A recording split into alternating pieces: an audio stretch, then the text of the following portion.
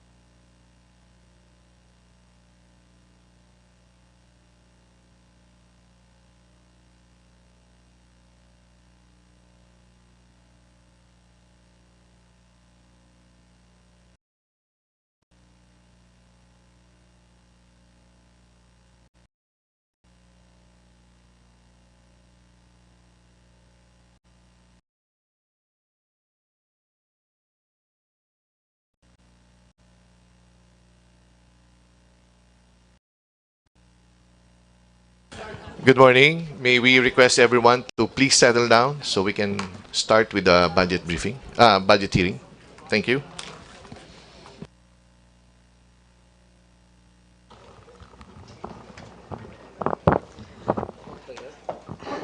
The hearing is hereby called to order.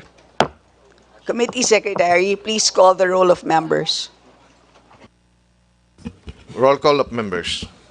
Deputy Speaker, Speaker Ferdinand Martin Romualdez. Senior Deputy Speaker Aurelio Dong Gonzales. Tayo kayo, tayo. Tayo kayo. Deputy Speaker Gloria Macapagal Arroyo. Deputy Speaker Vincent Franz Duke Frasco. Deputy Speaker Raymond Democrito Mendoza. Deputy Speaker Roberto Puno. Deputy Speaker Ralph Recto. Deputy Speaker Christine Singson Mihan. Deputy Speaker Isidro Ungab. Deputy Speaker Camille Villar. Majority Leader Manuel Jose Manix Dalipe. Senior Deputy Majority Leader Ferdinand Alexander A. Marcos. Deputy Majority Leader Jude Asidre. Deputy Majority Leader Antonio Tonipet Albano. Deputy Majority Leader Julian Jambaronda. Deputy Majority Leader Lianda Bolilla. Deputy Majority Leader Lawrence Defensor. Deputy Majority Leader Alfred De Los Santos. Deputy Majority Leader Janet Garin. Deputy Majority Leader Ed Christopher Go. Deputy Majority Leader Neptali Gonzales II. Deputy Majority Leader Sandro Gonzales. Deputy Majority Leader Josephine Veronique J. Lacson Noel. Deputy Majority Leader Ramon Nolasco Jr., Deputy Majority Leader Wilter Palma, Deputy Majority Leader Marilyn Primicias Agabas, Deputy Majority Leader Franz Castro, Deputy Majority Leader David J.J. Suarez, Deputy Majority Leader Jose Bong Teves Jr., Deputy Majority Leader Erwin Tulfo, Minority Leader Marcelino Libanan, Paul Ruiz Daza, Deputy Castro, Deputy Minority Leader Lex Antonio Cris Colada, Deputy Minority Leader Presley De Jesus, Deputy Minority Leader Mujib Ataman, Deputy Minority Leader Bernadette B.H. Herrera, Deputy Minority Leader Florencio Gabriel Bem Noel, Deputy Minority Leader Stephen James Tan, Chairman Yeda Marie Romualdez of the Committee on Accounts, members of the Committee on Appropriations, Chairperson Elizalde Co, Senior Vice Chair Stella Luz Kimbo, Vice Chair Benvenido Abante Jr., Vice Chair Marilyn Len Alonte, Vice Chair Mercedes Alvarez, Vice Chair Jose Alvarez, Vice Chair Jose Joboy Aquino II, Vice Chair Maria Rachel Arenas, Vice Chair Claude Bautista, Vice Chair Claudine Diana Bautista Lim, Vice Chair Ching Bernos, Vice Chair Raul Angelo Gil Bongalon, Vice Chair Fernando T. Cabredo, Vice Chair Mary Michi Cahayon Uy, Vice Chair Peter Jan Calderon, Vice Chair Luis Campos Jr., Vice Chair Nicolas Cari, Vice Chair Arthur F. Leceleste, Vice Chair Angelica Natasha Co, Vice Chair Midi Cua, Vice Chair Luis Loren Cuaresma, Vice Chair Christopher De Venecia, Vice Chair Rachel Margarit Del Mar, Vice Chair Alan Aldo Duhali, Vice Chair Faustino Inodi, Vice Chair Ian Paul D, Vice Chair Gerardo Jeriboy Espina Jr., Vice Chair Arnie Fuentebella, Vice Chair Ruel Peter Gonzaga, Vice Chair Chuderico Haresco Jr., Vice Chair Virgilio Lacson, Vice Chair Joseph Jojo Lara, Vice Chair Jocelyn C. Lim Kai Chong, Vice Chair Roy Loyola, Vice Chair Eric Martinez, Vice Chair Francisco Jose Bingo Matugas II, Vice Chair Romeo Momo Sr., Vice Chair Malia Lucille Naba, Vice Chair Janice Salimbangon, Vice Chair Ronald Singson, Vice Chair Horacio Swansing Jr., Vice Chair Samir Tan, Vice Chair Tobias Toby Chanco, Vice Chair Alan T., Vice Chair Alfonso Omali Jr., Vice Chair Baby Aline Vargas Alfonso, Vice Chair Ana Marie Villarasa Suarez, Vice Chair Joseph Gilbert Violago, Vice Chair Eric Goyap, Vice Chair Divine Grace Yu, Vice Chair Maria Carmen Zamora, Vice Chair Jose Maria Subiri Jr., Representative J.C. Abalos, Representative Zia Alonto Adjong, Representative Adrian J. Advincula, Representative Chino Miguel Almario, Representative Loreto Amante, Representative James Jojo Ang Jr., Representative Romel Rico Angara, Representative Dean Asistio, Representative Juan Carlos Arjo Ataide, Representative Maria Vanessa Aumentado, Representative Yasser Alonto Balindong, Representative Angelo Marcos Barba, Representative Elpidio Barsaga Jr., Representative Alfelito Alfel Bascug, Representative Bonifacio Busita, Representative Arlene Brosas, Representative Jorge Patrol Bustos, Representative Drixie May S. Cardema, Representative Edgar M. Chato,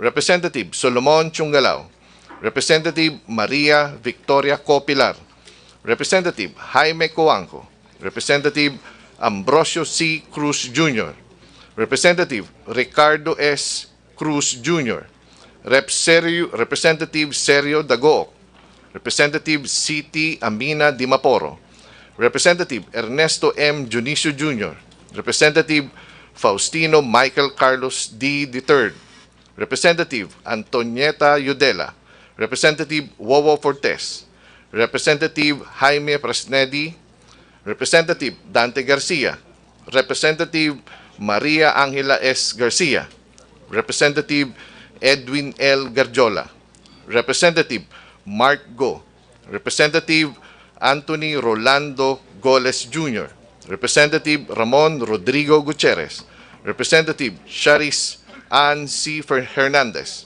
Representative Jefferson Konghun, Representative Edsel Lagman, Representative Daphne Lagon, Representative Sunny L. Lagon, Representative Carmela John Lasatin II, Representative Wilbert Lee, Representative Antonio Legarda Jr., Representative Jirvel Jinky Bitrix Luistro, Representative Edward Vera Perez Maceda, Assistant Minority Leader Marisa Magsino, Representative Allen Jesse Mangawang, Representative Doris Maniquez, Representative Bay Dimple Mastura, Representative Maria Rene Ann Lourdes Matibag, Representative Luz Mercado, Representative Margarita Attorney Migs Nograles, Representative Harris Christopher Ongchuan, Representative Emmy Lollipop Juanyo Dizon, Representative Joseph Stephen Caraps Paduano, Representative Arnan C. Panaligan, Representative Agustina Dominique Dichetina Pancho, Representative Emerson Pascual, Representative Eddie Bong G. Plaza, Representative Salvador Pleito, Representative Eduardo Rama Jr., Representative Ray Reyes, Representative Ramon Jolo Revilla III, Representative Marvin Rillo, Representative Yoloyo Rodriguez, Representative Michael L. Romero, Representative Princess Rihan Sakaluran, Representative Dimsar Sali, Representative Maria Alana Samantha Santos, Representative Richelle Singson, Representative Josefina Talyado, Representative Joseph S. Tan, Representative Caroline L. Tanchay, Representative Jocelyn Tulfo, Representative Christian Unabia, Representative Patrick Michael D. Vargas, Representative Rosana Ria Vergara, Representative Samuel Versosa Jr., Representative Miguel Luis Villaferte, Representative Christopher Son Coco Yap.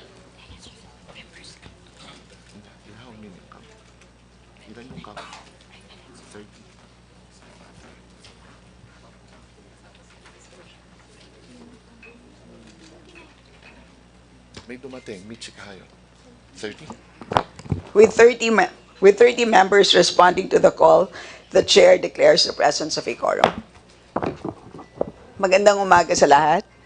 At this point, may we request our esteemed chair, the Honorable Elizalde Co, to give some opening remarks. May we welcome the Office of the President, headed by Executive Secretary Attorney Lucas P. Bersamin and its senior officials in today's budget hearing. Allow me to emphasize the paramount importance of the Office of the President in the performance of duty of the President of the Republic of the Philippines. The Presidency is not merely a symbolic figurehead or a ceremonial role. Rather, it is the epicenter of governance, the fulcrum upon which the entire nation pivots. It is also a position laden with responsibilities, obligations, and the immense weight of leadership. As the highest elected official, the President bears the immense duty of upholding the rule of law, ensuring justice, preserving the unity and welfare of our nation. The President is the embodiment of our collective will, the guardian of our Constitution, and the protector of our rights and freedoms. Furthermore, the President plays a pivotal role in maintaining peace and security within our borders. The President is the Commander-in-Chief of the Armed Forces of the Philippines, responsible for safeguarding our nation from external threats and internal conflicts. To enable the President to fulfill his duty, the Office of the President proposes a budget of 10.65 billion to fund the various programs, activities, and projects in fiscal year 2024. Once again, allow me to express my sincerest gratitude for your presence today and the support bestowed upon the office of the President. As citizen, we must appreciate the role it plays in shaping the present and future of our beloved Philippines. Maray na aga sa Indogabos. Good morning. Thank you. Salamat, Chair Zaldi. I would like to inform the Office of the President that the lead sponsors of your budget are the Honorable Toby Tiangco and the Honorable Jing Bernos, and the co-sponsors are the Honorable Mitzi Kahayon Uy, the Honorable Jill Bongalon, and myself. So at this point, E.S. Bersamin, you may now proceed with your opening statement and thereafter your budget presentation. Thank you very much, Madam Chairman. It is my honor and privilege to appear before the honorable members of this committee in order to present, explain, and above all, seek your support for the proposed budget of the Office of the President for fiscal year 2024. My attendance here is not just in compliance with the requirements of our laws to defend the Office of the President's budget before a branch upon which the power to appropriate has been conferred by the Constitution. More important, I am here in view of the President's standing instructions for all of us here present today to honor and respect Congress as the full partner in promoting the people's welfare and in upholding the nation's interest.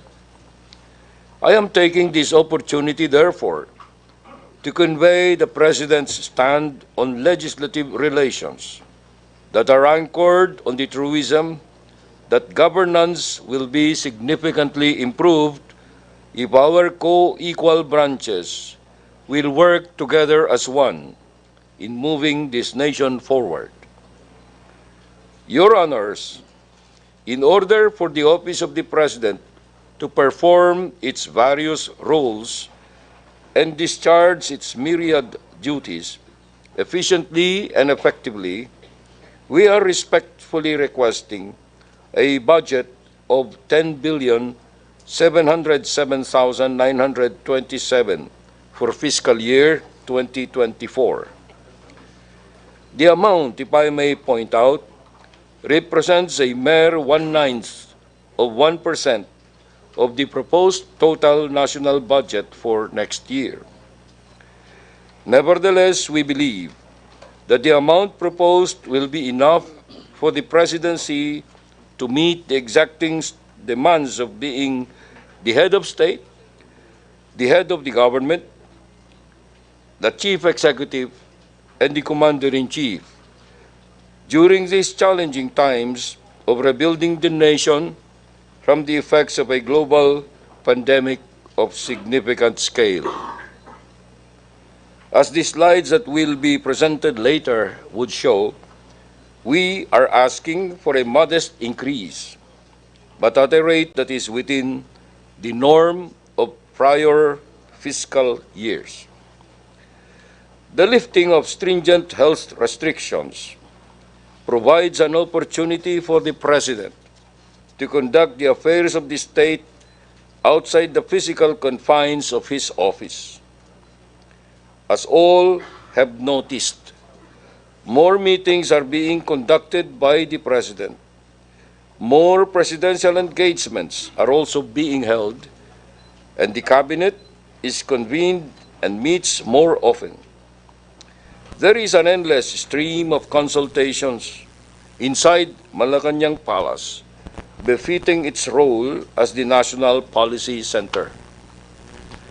Needless to mention, the President's schedule and call sheets are always full. The budget adjustment we seek likewise accommodates the logistical requirements of honoring invitations from foreign leaders to visit their countries and the making of diplomatic initiatives which will yield job-creating investments that will hasten our post-pandemic economic recovery. The adjustment will also enable us to revive the implementation of necessary infrastructure works within the Palace Campus Complex that have stalled due to the pandemic, as well as of the gradual restoration and improvement of all the facilities within the mansion in Baguio City. These works and improvements will safeguard the overall security of everyone who works for the attainment of the objectives of the presidency. Your Honors, let me highlight that we have drawn this budget within the parameters fixed by law and conformably with the process set by the Department of Budget and Management, from which we sought no special treatment. Thank you, Your Honors.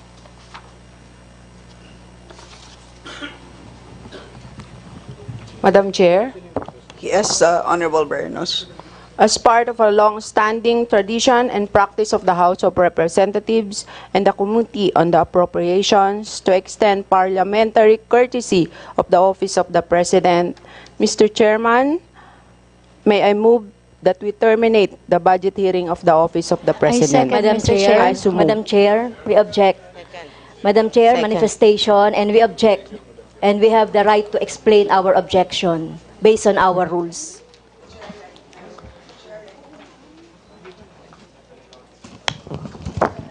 The chair recognizes Minority Leader Libanan. Thank you, Madam Chair.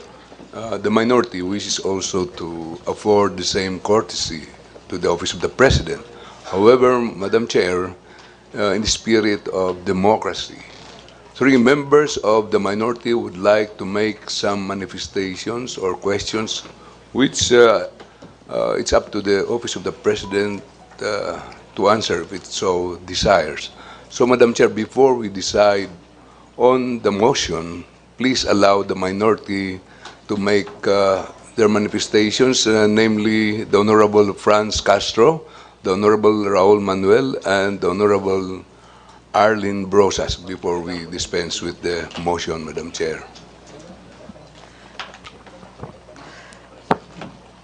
We will allow 2-minute manifestations from each of the 3 minority members. Madam Chair, Yes. if we would like to proceed with that, those who seconded, those who objected, please, can we withdraw the objection so that we can make the manifestations?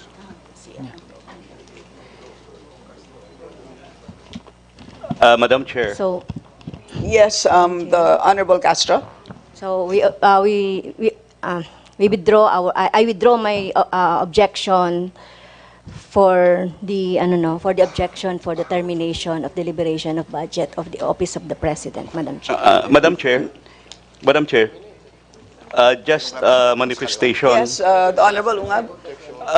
Is it possible that we first terminate or approve the budget of the Office of the President before any manifestations will be allowed?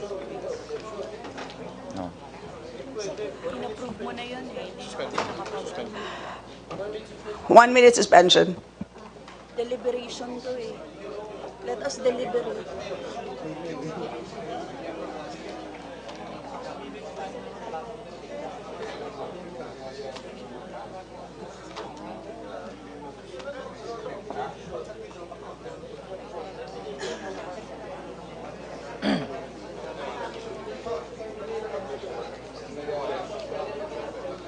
No, no.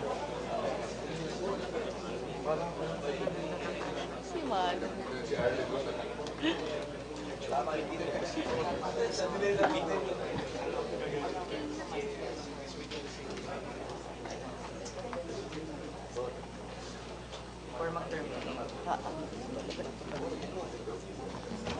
sa records, parang nag-terminate ka tapos... Oo. Wala man lang discussion.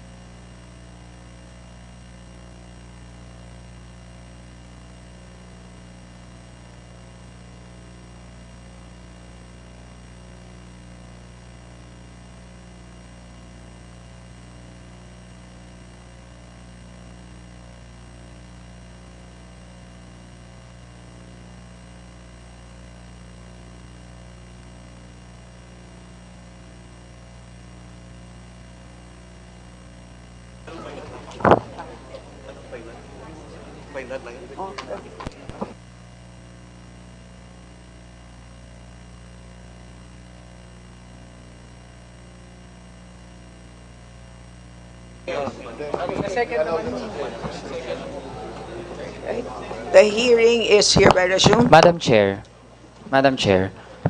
may I be recognized? Yes, Honorable Manuel. Yeah, Madam Chair, Okay, before, sorry, I withdraw that. I will rule first on the pending motion.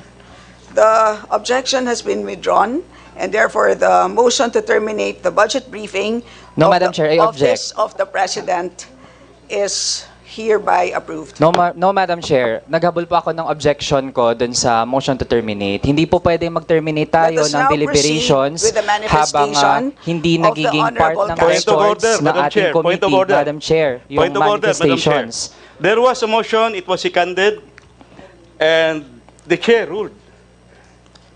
Madam Chair, The point of objection order. came after the ruling. So, Madam Chair, I think, but I leave it to the chair to decide. Madam Chair, point of order.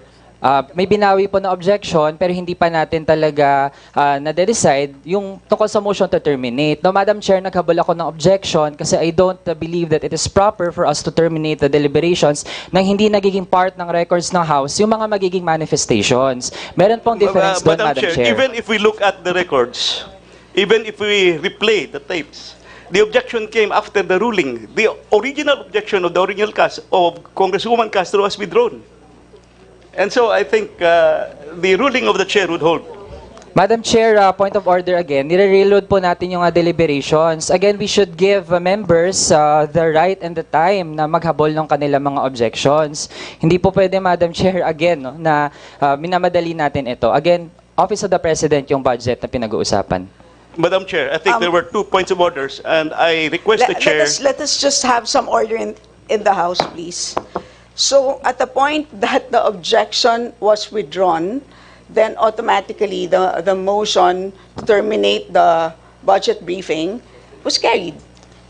No, Madam Chair. So that is the effect of the withdrawal of the objection. And therefore, we No, Madam proceed Chair, with the Madam Chair. manifestation Ay. of the minority members. And please note to Honorable Manuel that the hearing has not yet been suspended. And therefore, the manifestation of the minority members will be part of the records. Duly noted, Madam Yes. Chair. Thank you. In which case, we now proceed with the manifestation of the Honorable Castro. You have 2 minutes. Thank you, Madam Chair. Nararapat lang na buksan sa deliberasyon ang budget ng Office of the President sa mga miyembro ng komiting ito sa Kamara. Dahil tungkulin natin sa ilalim ng konstitusyon ang ihapag ang lahat ng concerns ng taong bayan kung saan napupunta ang buwis nila. Courtesy, respect, hindi ba't mas mataas ang utang na courtesy at respeto ng mga ahensya ng gobyerno sa mamamayan, lalo na ang Office of the President? Utang na magpapaliwanag kung paano ginastos at paano gagastusin ang bawat sentimong pinagkakatiwala sa kanila. Tayo sa Kongreso, hindi natin dapat payagang manaig ang secrecy at silence samantalang napakalakas na umaalingaw-ngaw ang katanungan ng mga mamamayan. Bakit may bilyong-bilyong sinisikretong pondo samantalang patong-patong ang kagyat na pangangailangan para sa ayuda, libreng edukasyon at serbisyong medikal, abot kayang pabahay at iba pa? Mapapababa ba ng 4.56 billion pesos na CIF ng Office of the President ang presyo ng bigas, iba pang mga pagkain sa palengke, kuryente, tubig, basic commodities? Pang national security ang public order nga ba? Bakit dumadami pa ang human rights violations ng mga baril at sa mga baril at mga kapangyarihan gaya ng red tagging at iba pang pang-aabuso? May trend ng papalaking CIF. Lolobo ito sa 120 milyon mula sa kasalukuyang taon. At mula 8.69 billion sa nakarang administrasyon, dumarami ang mga dating hindi tumatanggap ng mga black budget. Samantalang tumataba ang top secret funds ng mga dati nang nakakatanggap. At ang pinakamataas na opisyal ay siya ring may pinakamalaking tagong pondo na bawat audit, walang public accounting, wala ring isang segundo man lang na paliwanag kung paano ginastos at gagastusin.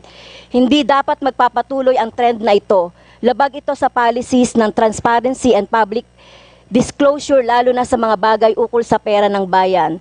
Sa obligasyon ng gobyerno na labanan ang graft and corruption, plunder at iba pang mga hocus-pocus sa yaman ng bayan at iba pang mandato sa saligang batas.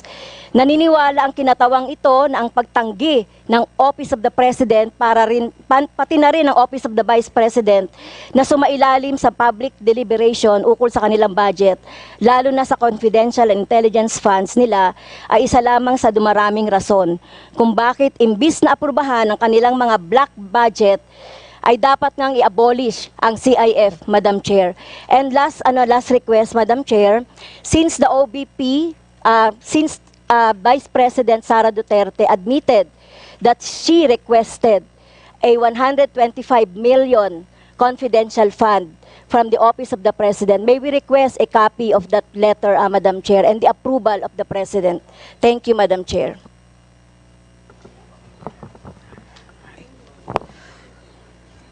The chair now recognizes the Honorable Manuel for his 2-minute manifestation. Thank you, Madam Chair. Madam Chair, the highest form of courtesy in this country should be extended to the Filipino people.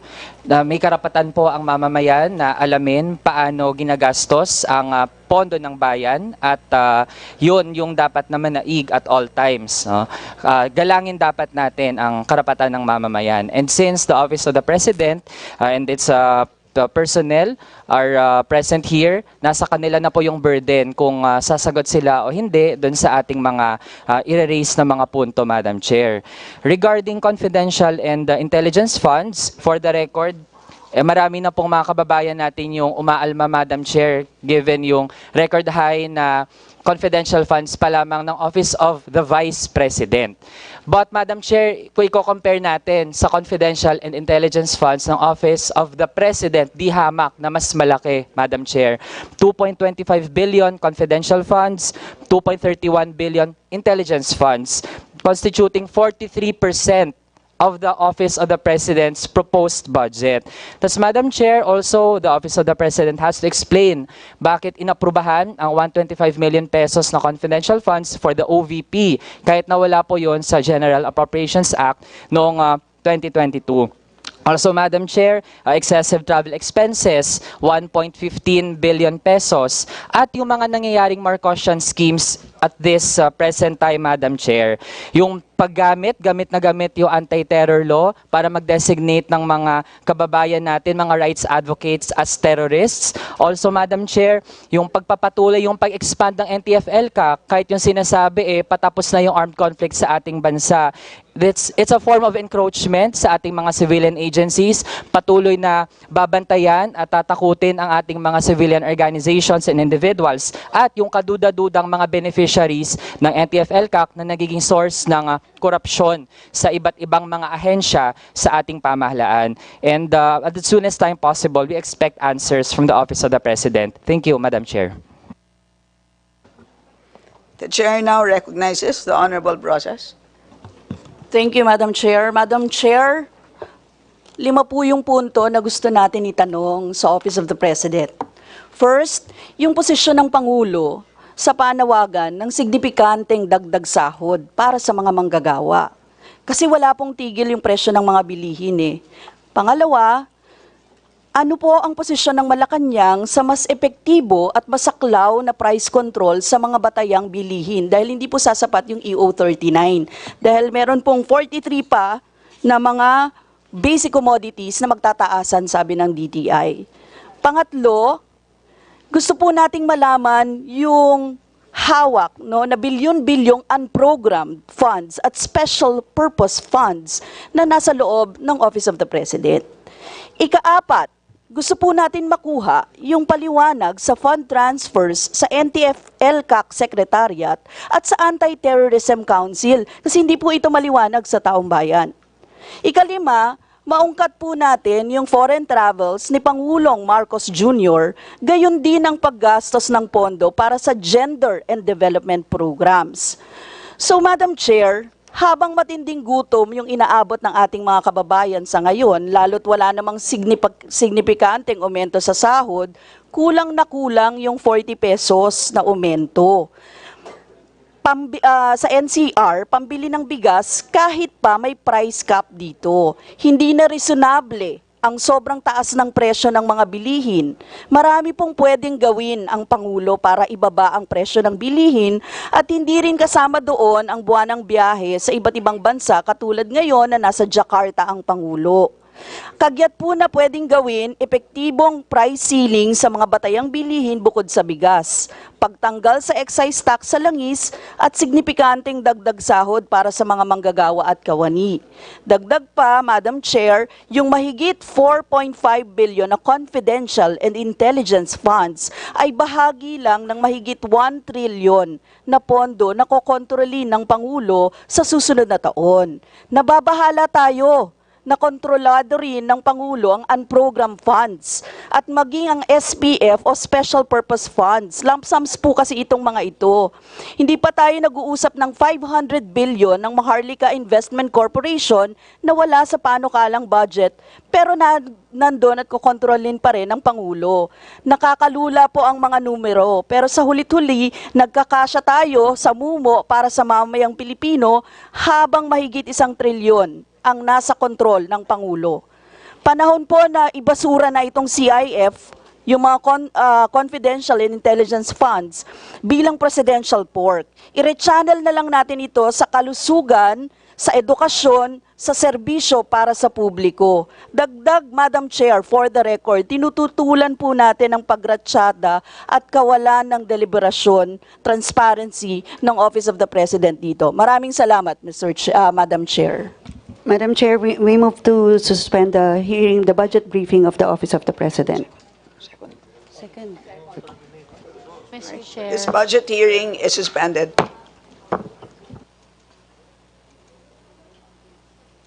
Thank you.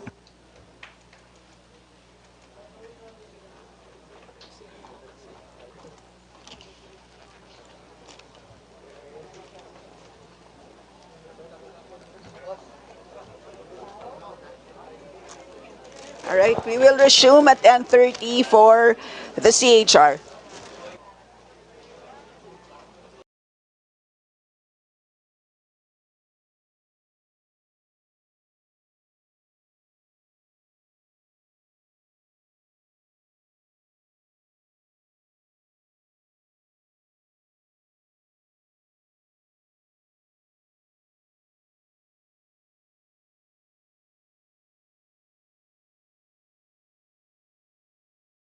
I meeting with the President at 2 o'clock actually. And with your indulgence, maybe I'll be allowed to be excused and I will actually designate Undersecretary Bitonio Jr. to be the principal to take my place. I'm very sure he is qualified, more than qualified than the Secretary to take over on these deliberations, continued deliberations of the budget of the DOLE. Okay. The chair understands the importance and significance of the event that the good secretary must attend to. Mr. Chair. Vice Chair Tony Petalbano. May I move to excuse our secretary because of his job? Of course, the president is at most important with his meeting, and he also intimated a while ago that he is going to eulogize the passing away of our BMW secretary, Secretary Toots Ople, and therefore I so move that we excuse the secretary, knowing that the undersecretaries and all other attached agencies will stay. I so move, Mr. Chair. Okay. There being no objection, Secretary Benny, thank you for your time. I know you'll be at arm's length whenever there are questions from the committee and from members of Congress between the time that we hit the plenary. So thank you for your attendance. And rest assured that the committee will continue to tackle your budget proposal for 2024. Maraming salamat po, Mr. Chairman, for the kind understanding and allowing us to be present today. Maraming salamat po sa ngalan ng Department of Labor and Employment. Thank you very much, Secretary Benny Leguesma. The chair calls for a recess.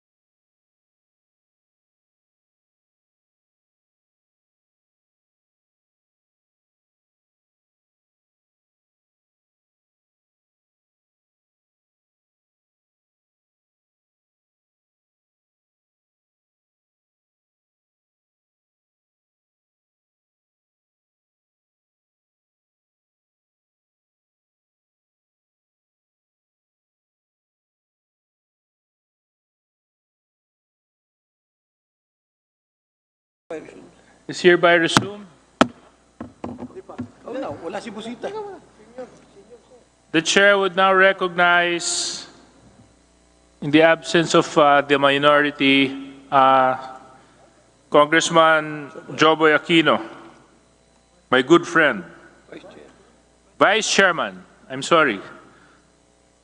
Vice Chairman, Gentleman Extraordinaire Joboy. Thank you, Mr. Chairman. Good afternoon. First, my question is regards TESDA.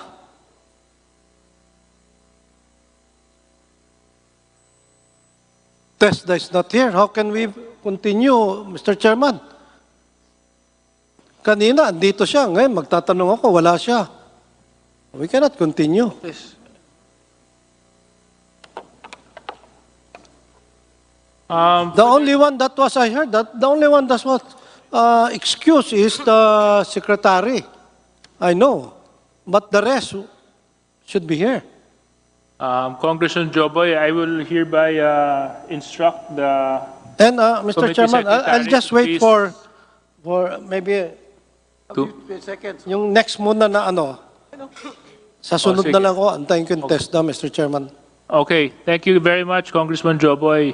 We'll move to Congressman Busita from the minority, but once Congressman Busita has completed his 5 minutes of interpolation, we will go back to Congressman Joboy Aquino. Congressman Busita. Thank you, Mr. Chair. Sa atin po lahat ng mga public servants, good afternoon po. Mr. Chair, in line with the mandates of Department of Labor and Employment and their 8-point socio-economic agenda, particular po dito sa protection and promotion of workers' rights and welfare. Ito po bang nabanggit po ninyo dito sa inyong socio-economic agenda? Itong protection and promotion of rights and welfare of workers, ito po ba ay para sa workers lamang ng mga pribadong company? Tama po? Magandang hapon po, Mr. Chairman. Magandang hapon po sa ating mga kagalang-galang na miyembro ng Kamara de Representante. Ang primarily po, ang mandato ng Department of Labor and Employment po ay nakatungo sa private sector. Dahil po ang public sector workers ay ang nagre-regulate at nag-administer po ng mga alituntunin at batas concerning public sector workers ay Civil Service Commission po. So, Mr. Chair, ibig sabihin po yung mga workers na hindi under ng Civil Service Commission. Tama po ba? Opo, yung pangkalahatan na labas sa sinasaklaw ng civil service laws at regulations po ay pwedeng makasama po sa constituents ng Department of Labor po. Yes, Mr. Chair. So, Mr. Chair, halimbawa po isang ahensya ng pamahalaan at mayroon silang mga workers under job orders. Are we consider na sila po ay saklaw ng civil service or dole? Ayun po sa alituntunin na ipinalabas ng Civil Service Commission at DBM po, ay ito pong mga job orders ay wala pong employer yung labas po sa civil service law and rules, although meron pong limitasyon na sineset ng civil service kung ano ang mga pupwedeng mag-engage po ng kung kailan pwedeng mag-engage ng job order po. So, ibig sabihin po, Mr. Chair, hindi po sila saklaw ng civil service. So, kung ganoon, Mr. Chair, at hindi po sila saklaw ng civil service, gusto ko pong malaman sa DOLE, meron po kasing more than 10 years, 20 years, working under job order sa iba't ibang ahensya ng ating pamahalaan. At isa na po dito, ang Metro Manila Development Authority, wherein 36% po ng kanilang workers, 1,190 under job order. So very clear, Mr. Chair, hindi pala ito saklaw na civil service. Now, ang question po natin sa DOLE, Mr. Chair, is in line with your mandates and the 8-point agenda, protection and promotion of workers' rights and welfare. Ano po, Mr. Chair, ang may tutulong ng DOLE dito sa mahigit 1,000 workers ng MMDA working under job orders more than 10 years na po. At ito po ay maituturing natin na, with all due respect, maituturing po na ito ay pang-abuso sa kahinaan ng marami nating mga kababayan. So, Mr. Chair, ano kaya po ang maaasahan natin sa DOLE para naman magkaroon ng katuparan itong kanilang agenda? Mr. Chairman, nabanggit ko po kanina na yung pag-hire ng job orders ay sumasailalim sa mga rules at alituntunin ng CSC, Joint CSC DBM Guidelines. At ang sa akin pong pagkakaalam ay merong standard contract dyan po. At ang isa sa mga standard provisions po doon ay walang employer-employee relationship po. Yung arrangement na yon. Kadahilanan po na yan ay hindi namin may enforce yung mga labor standards na nag-a-apply po sa private sector na karapatan ng mga manggagawa sa private sector. Gayon pa man po ay kung lalapit po sila sa amin at magpapatulong, meron kaming mga ibang serbisyo na may e-extend po sa kanila, kagaya ng mga, halimbawa kung magtatanong po sila kung ano ay yung mga karapatan nila, pwede namin po liliwanagin sa kanila kung anong nararapat na hakbang para naman maprotektahan po itong mga manggagawang ito. Mr. Chair, kanina very clear, hindi sila under ng civil service. Ano po, at yun po ang ating nilinaw bago po tayo nagbanggit po nito. So, ang nakikita ko po dito, Mr. Chair, parang contrary doon po sa kanilang mandato at yung 8-point agenda, yung protection and promotion of workers' rights and welfare. Wala po ba tayong konkretong maasahan kahit man lamang ba magkaroon ng initiative ang DOLE na magkaroon ng coordination with civil service and MMDA para po, kasi po, bakit ganon? Pagka manggagawa ng pribadong company at nasasabi nating naaabuso, ay kailangan bigyan ng atensyon ng DOLE. Pero kung manggagawa ng ahensya ng pamahalaan at nakikita natin na may tuturing na may pang-aabuso, parang hindi po maganda na kapag pribadong company ay ayaw nating payagan, pero kapag kapwa natin sa ahensya ng ating pamahalaan na may katulad nito na more than 10 years, 20 years, na hindi nabibigyan ng proper attention at yung kanila pong rights and welfare ay napapabayaan, bakit parang hesitant po tayo na mabigyan ito ng proper attention, Mr. Chair? Alam po ba natin na kapag job order lamang ang enforcer, yan po after 10 years, 20 years, kapag ka po namatay, parang isang karaniwang vendor lamang po yan, na napakasakit na after nung kanilang dedikasyon, sacrifices sa serbisyo, ay parang mababaliwala na lamang. So, Mr. Chair, ang kahilingan po sa DOLE ay bigyan po natin ito ng atensyon. Huwag lang mang tayo nakatutok sa pribadong companies na pag may pang-abuso, binibigyan natin ng atensyon. Siguro po, sa ngalan ng public service, bigyan din po ng dole ng atensyon itong mga job orders na nagtatrabaho sa ating pamahalaan. Kasi po, kung ating pong susuriing mabuti, hindi po sila saklaw ng Civil Service Commission. Mr. Chair. Maraming salamat po, Mr. Chairman. Handa po ang Department of Labor and Employment na sumama at makilahok sa talakayin sa job order po. Napakaganda po yung issue na ni-raise nyo at matagal na ngang issue yan. At sa pananaw po namin ay kinakailangan at napapanahon na pag-usapan na yan ng seryosuhan, hindi lang sa level ng administratibong regulasyon, pero sa level din siguro ng lehislatura po. At kung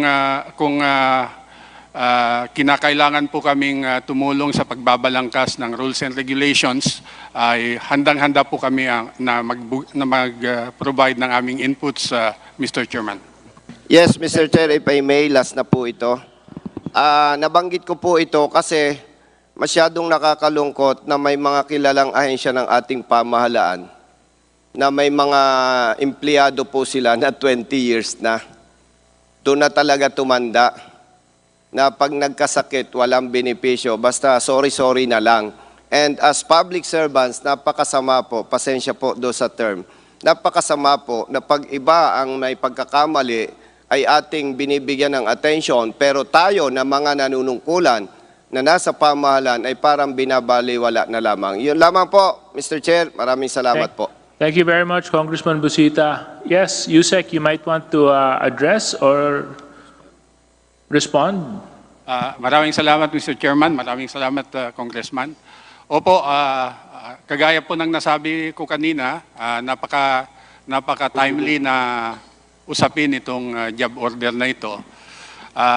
Sa ngayon po ay tinuturing sila na self-employed. Kaya pwede silang pumasok po sa SSS as self-employed. Pero yun po ang ating sigurong titignan kung sapat na ba yun o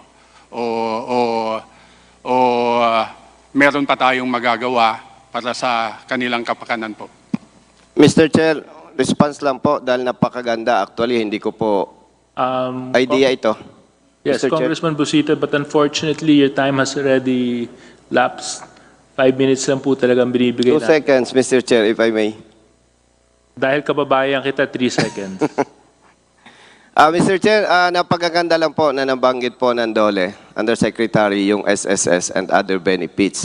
So dahil unemployed, self-employed po sila, isang maganda rin po na mabigyan ng attention yan. Maraming salamat po sa idea na ibinigay po ninyo. Thank you, Mr. Chair. Thank you very much, Congressman Busita. The Chair will now call Congressman Joboy Aquino for his unfinished interpellation.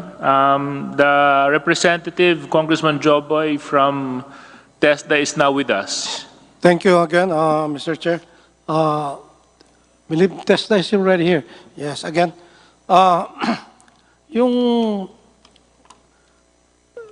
During the SONA, yung SONA just recently, I was able to talk to former Congressman Magunda Datu in regards to the, I believe, provincial director of Agusan del Norte. Now, I understand, sa tagal ko na rin dito sa gobyerno, I understand changes are made, but he told me na okay, hindi tutuloy. Ang akin lang kasi, sir, Director General, I believe, parang sa gera yan Magpapalit ka bigla ng in the middle of the game or sa laro. Malaking pagbabago. We already had plans. Ako kasi, pag naka-in place na lahat yan.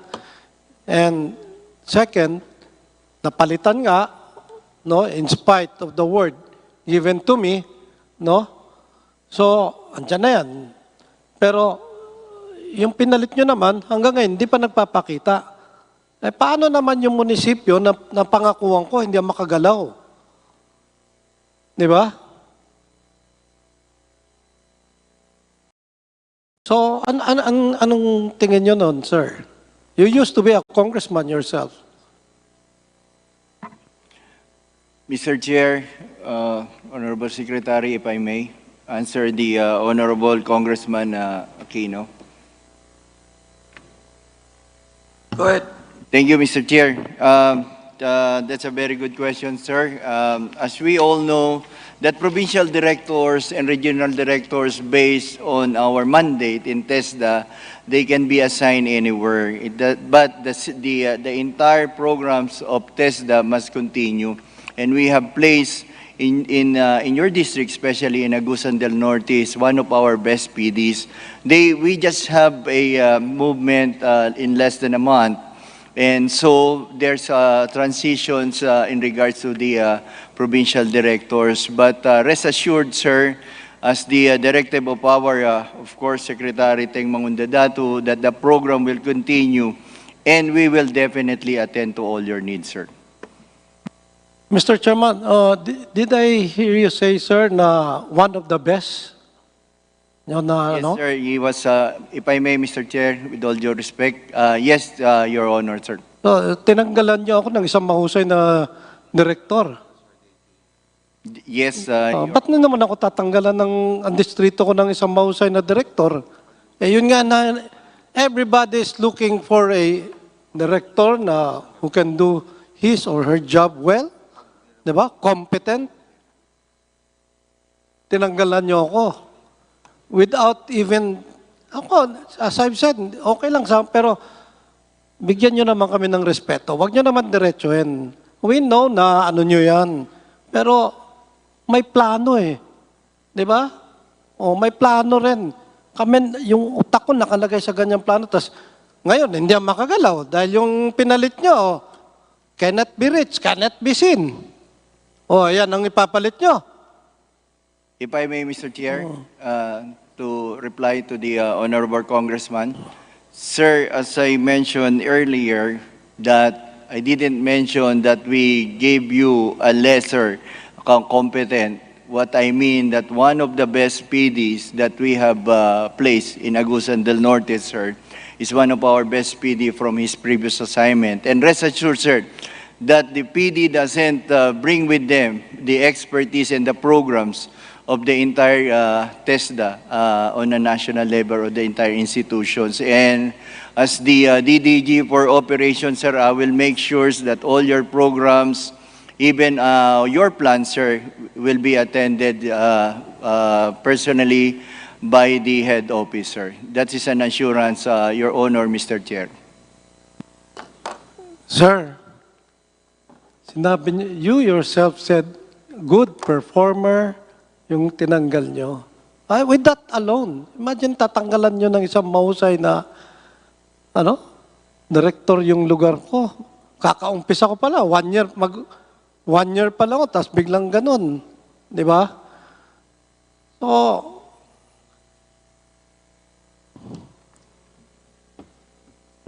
magmumove ako nito. Hindi maganda, hindi ko gusto yung sagot nito eh. 1 minute suspension. Halata niya, congressman pa siya.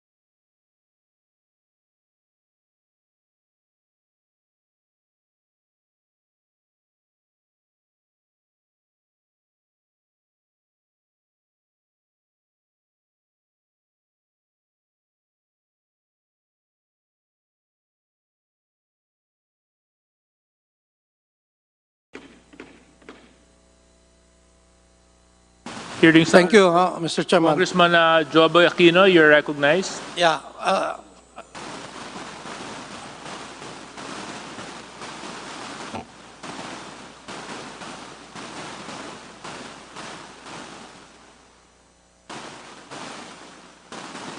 Again, for the record, Mr. Chairman, Yes, Congressman.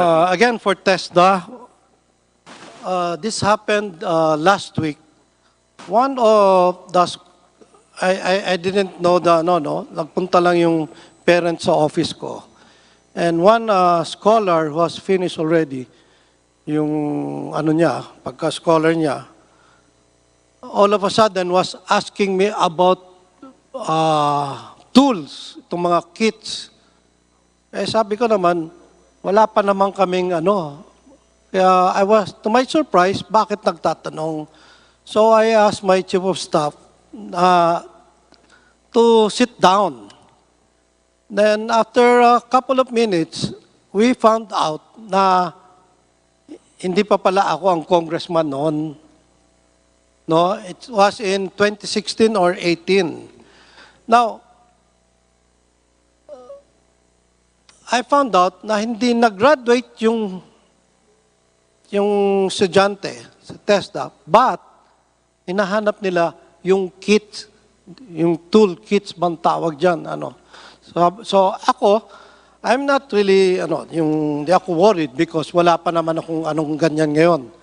So I checked around last week with some of our members and I found out na naging problema pala talaga ito nung 2016 or 18. No?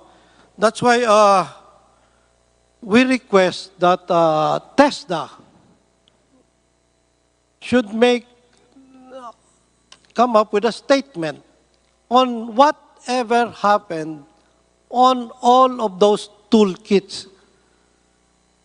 No? Para finally put a closure to this issue. No, I'm saying this to this issue because I found out sa mga second and third termers ko na colleagues na naging issue pala yan. So, Mr. Chairman, I therefore now move that can TESDA require all the regional offices, provincial offices to release a statement. No? Kasi according to some of my colleagues, in fact, I can, kung gusto niyo, Mr. Chairman, no? I can call one right now. He is at the back. No? I found out from him. I would like to request that next time, no, may ano pa naman, may balik pa rito, that they will release a statement in regards to this, to put a closure, no, dito sa toolkits na to, no. So, also after a brief discussion, we had a discussion sa TESDA. I therefore move that TESDA lang, Mr. Chairman, that we we differ on the budget of TESDA.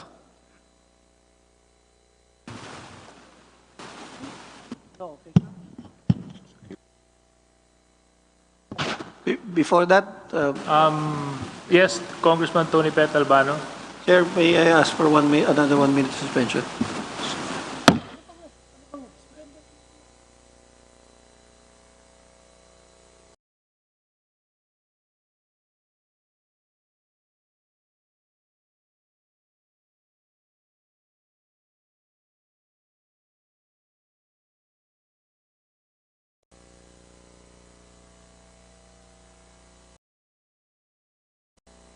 Okay, Mr. Chairman, because of the Sessions insistence now of the resumed. acting chairman and the vice chairmans, I withdraw my motion, but may also request that the next round, Mr. Chairman, TESDA will release an official statement because it's not only me.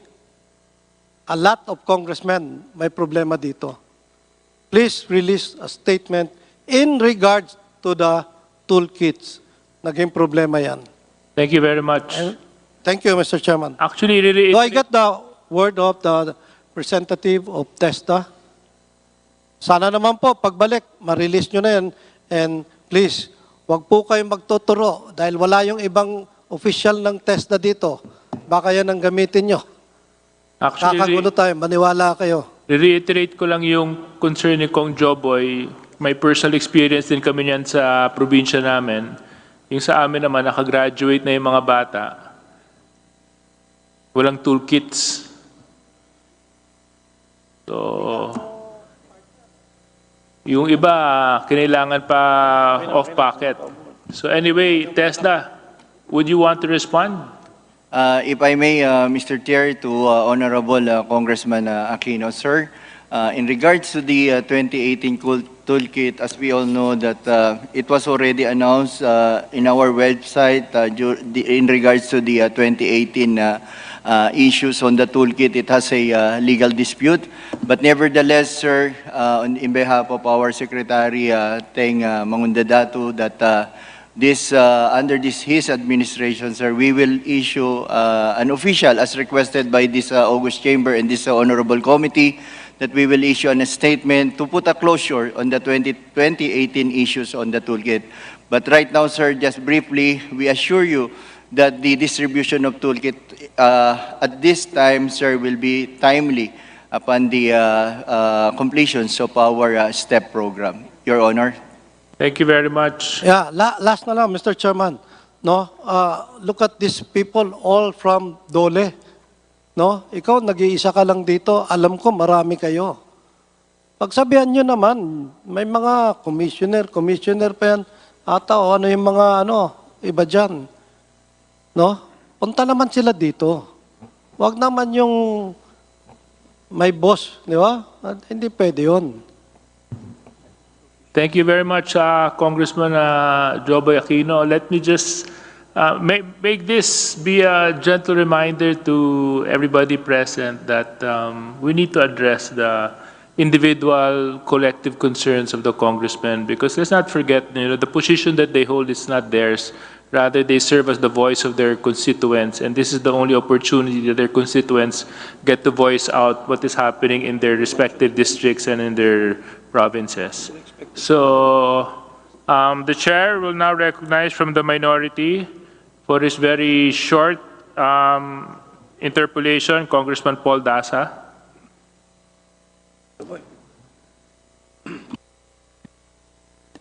Thank you, Chair.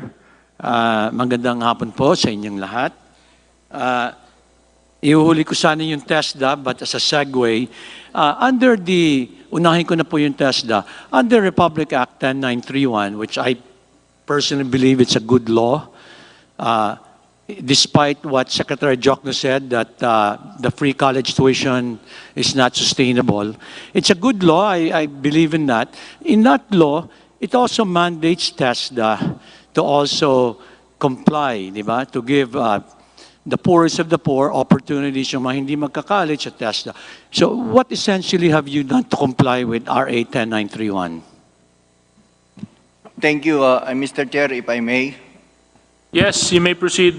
Thank you, Honorable Congressman Dasa. Sir, as we all know that we have different scholarship program under TESDA. First of all, we have the TWSP, which is the Training for Work Scholarship Program. We have STEP, the one that we serve for the poorest of the poor. This is the community-based training program, which is the skills training for employment. Ito po yung mga binibigyan natin ng mga startup toolkit. We also have PAPSE, which is the assistance for our scholars. And also UWACTEA, which is the Universal Access for Quality Tertiary Education Act, Your Honor, and Tulong Trabaho for the displaced. This is really a big help, especially during the pandemic. And we also receive scholarship from other government agency like the Department of Agriculture under the Rice Extension Program, also with the OTR, which is the Super Scholar, PCA, the Philippine Coconut Authority, and also from the other partnerships, Your Honor. A natural target audience for you would be yung mga anak ng 4Ps which is the biggest poverty alleviation program, which is a good program. So do you have a specific tie-up or convergence with 4Ps and DSWD? If I may, again, Mr. Chair, yes, Honorable Congressman Dasa. Actually, sir, we have a very good program right now in partnership with the Department of Social Worker Development that we have a program to empower and train the beneficiaries of 4Ps. Kasi nga po, ang ating, isa sa ating mga sinusundan na slogan or motto is we don't give a man a fish to live for a day, but we teach them how to fish so that they can live for a lifetime. Okay. So ito pong programa na to ay binababa natin sa mga miyembro ng 4Ps. Nang sa ganun, tang sila po ay magkaroon po ng upskilling, reskilling, and retooling, nagkakaroon po sila ng mga bagong kaalaman, kakayahan tungo sa kabuhayan. Diyan naman po pumapasok ang DSWD para mabigyan po sila mga panimulang puhunan. And after that, when they are empowered and self-reliant and they already have their own livelihood, tinatanggal na po sila bilang miyembro ng 4Ps po. Mr. Chair, can we request from TESDA a written report with specifics to save time? How many, in the last 3 years, how many you served children of 4Ps or 4Ps? And then maybe a national and a regional distribution, Mr. Chair? Can we request that?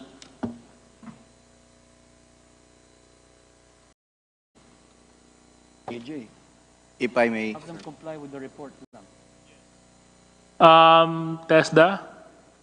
Thank you, Mr. Chair. Yes, sir.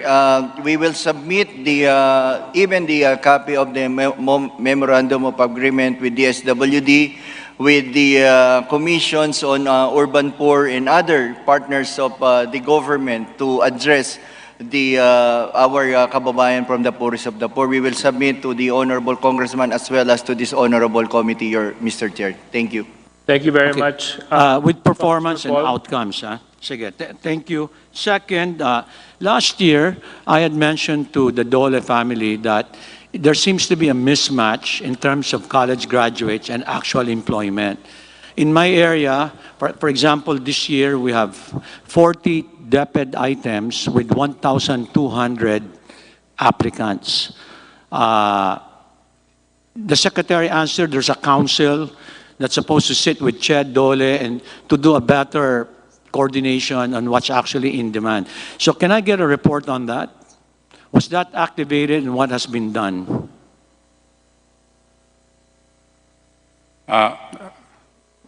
If I may, Mr. Chairman, the answer... Go ahead, Yusek.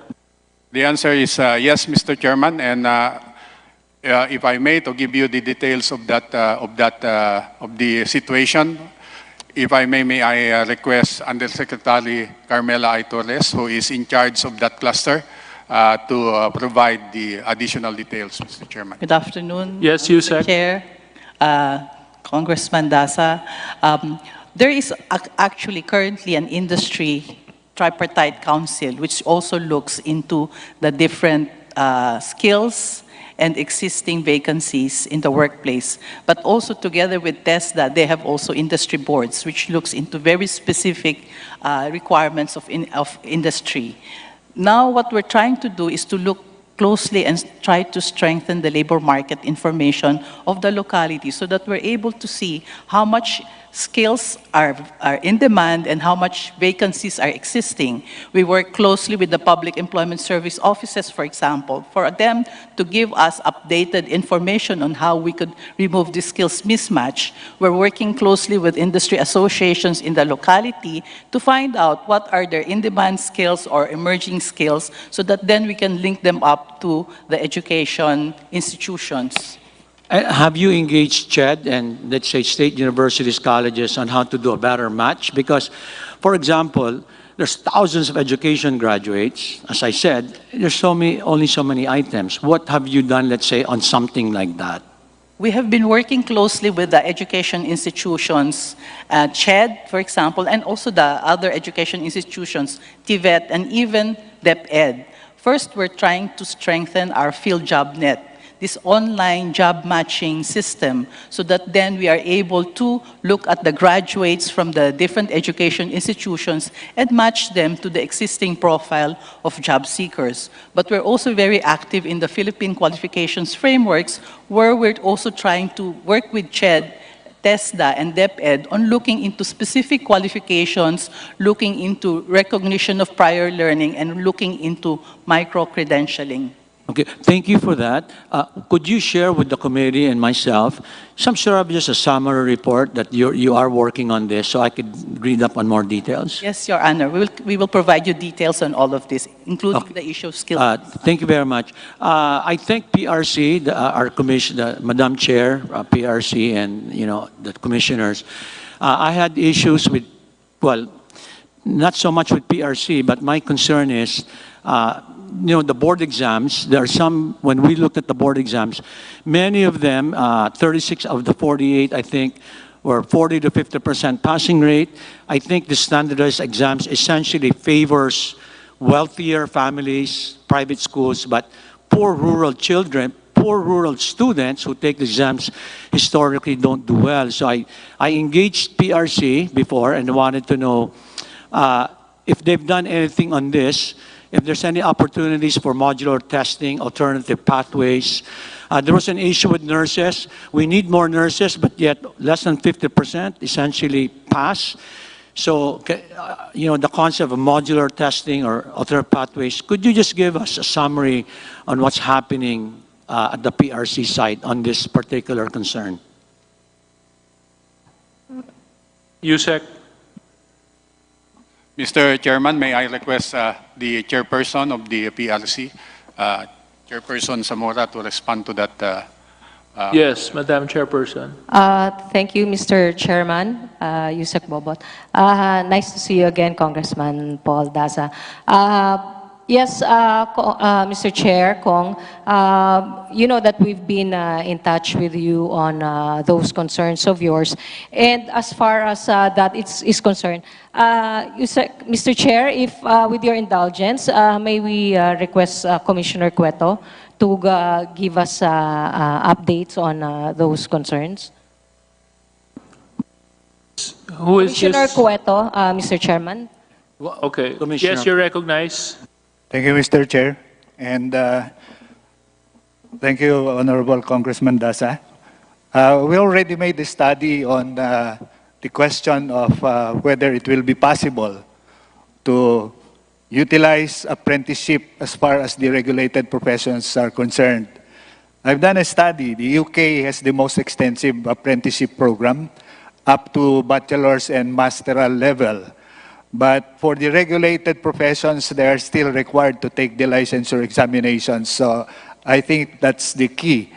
Because in medicine, it's the most strictly regulated profession, and it's the quality assurance that's always the issue. And where we will place them as far as apprenticeship program is concerned. The clinical clerkship or fourth year and the internship of medical graduates are all done in hospitals, which are actually accredited by the Association of Philippine Medical Colleges, and there are requirements that they will be departmentalized. So I don't, I think I've given you, sir, a preliminary report on that apprenticeship in the Philippines is mostly done by TESDA of the 4 government agencies that are involved in the Philippine qualifications framework. Now, as far as the ladderized program is concerned, the model that we are looking at is the School of Health Sciences in Palo Leyte, which is near your province of Samar. They have a ladderized education, which is started with midwifery, and then progressing to nursing, and then progressing to the Doctor of Medicine program. But anytime they can exit, and at a later point in time, they can re-enter. So I don't know if that will be the answer, because when Chairman Popoy de Vera was asked about the nursing, he was talking about nursing aides and nursing assistants, which are not at level with the Bachelor of Science in Nursing. So in answer to your question, sir, I think that we will be able to improve the passing percentages. As you have noted, it ranges from 40 to 50%. But there are professions which have percentage passing as high as 84, 87%, but big licensure examinations have low passing percentage like professional teachers and accountancy.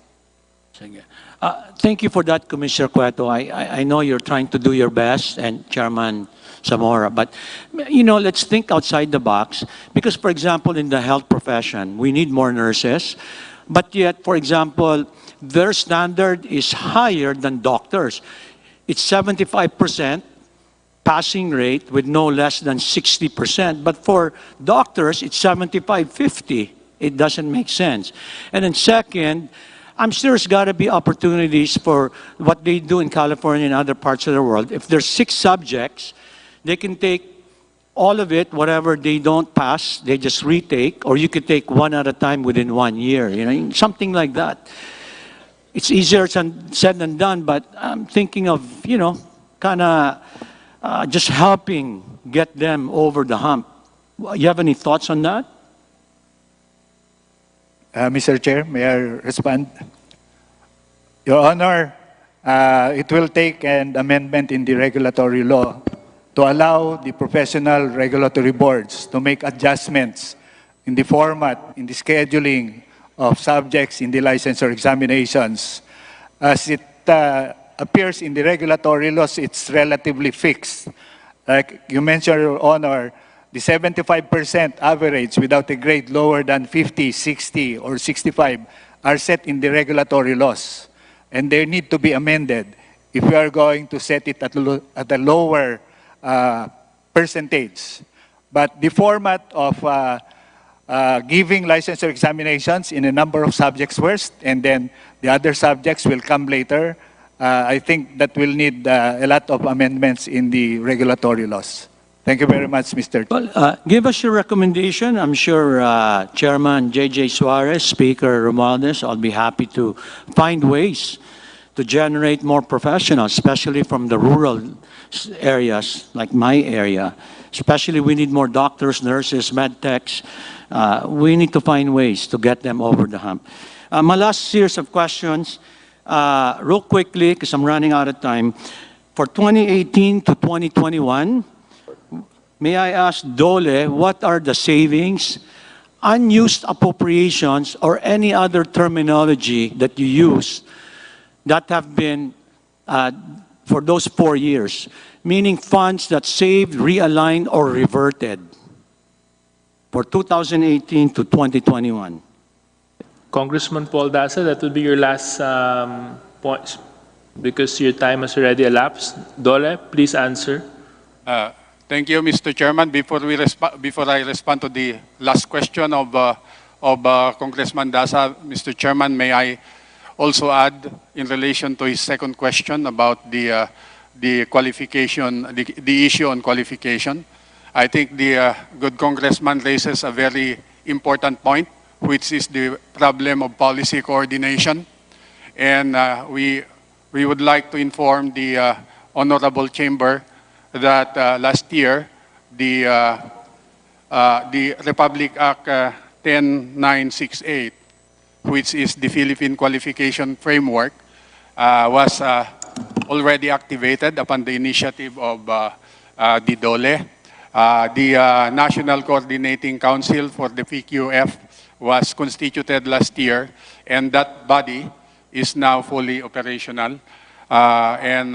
It is also a body that can respond to all the issues that were raised regarding qualifications, both in the professions as well as in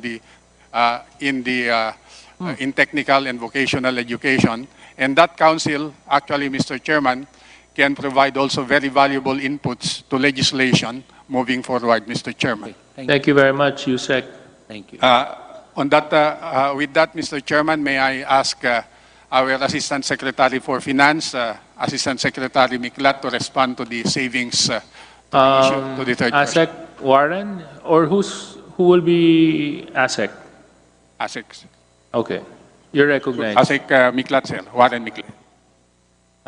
Good afternoon, Mr. Chair, Your Honor. So regarding the questions on unused appropriations for the 5-year period, we have the data from 2018 to 2022. But mostly those unused appropriations pertain to the programs under the Workers' Protection Program, such as TUPAD, Government Internship Program, Livelihood Adjustment Measures Program, a little bit from Labor Law Compliance System or the Inspectorate Program, the Special Program for Employment of Students, Job Start, Labor Market Information. And recently, of the last year, there's an amendment entitled Free COVID Testing for Job Seekers, around 100 million. So we haven't spent that. It's left 99. So, Mr. Chair, my question is, what are the amounts 18, 19, 20, 21? Yes, sir. Yes, Your Honor. Savings and/or unused appropriations, whether from GAA or any other off-budget or earmark funds that DOLE has? As to earmark funds, our earmark revenues pertain only to the verification fees of previous years, from 2018 to 2022, because it pertains only to the verification fees considering the overseas budget and for the specific of voluntary arbitration fund of the National Conciliation and Mediation Board.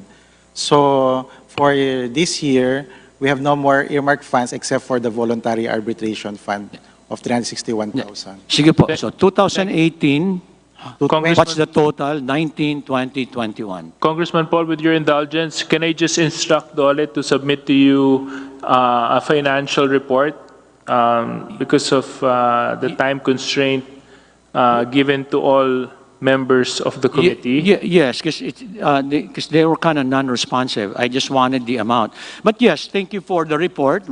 But just amount, 18, because it's a public hearing. I want the country to hear, the public to hear. What were the basically unutilized appropriations for 18, 19, 20, 21? Okay, sir. For 2018, we have total unused appropriations of 1.251 billion. For 2019, we have 2.317 billion. For 2020, we have unused appropriations of 6.881 billion. For 2021, we have 3.041 billion. For 2022, we have unused appropriations of 5.278 billion, Mr. Chair. Thank you, Mr. Chair. There's a lot of money that needs to be spent by DOLE, but thank you. Okay, thank you very much, Congressman Paul. The chair will now recognize from the majority, Vice Chairman Jill Bongalon. Okay.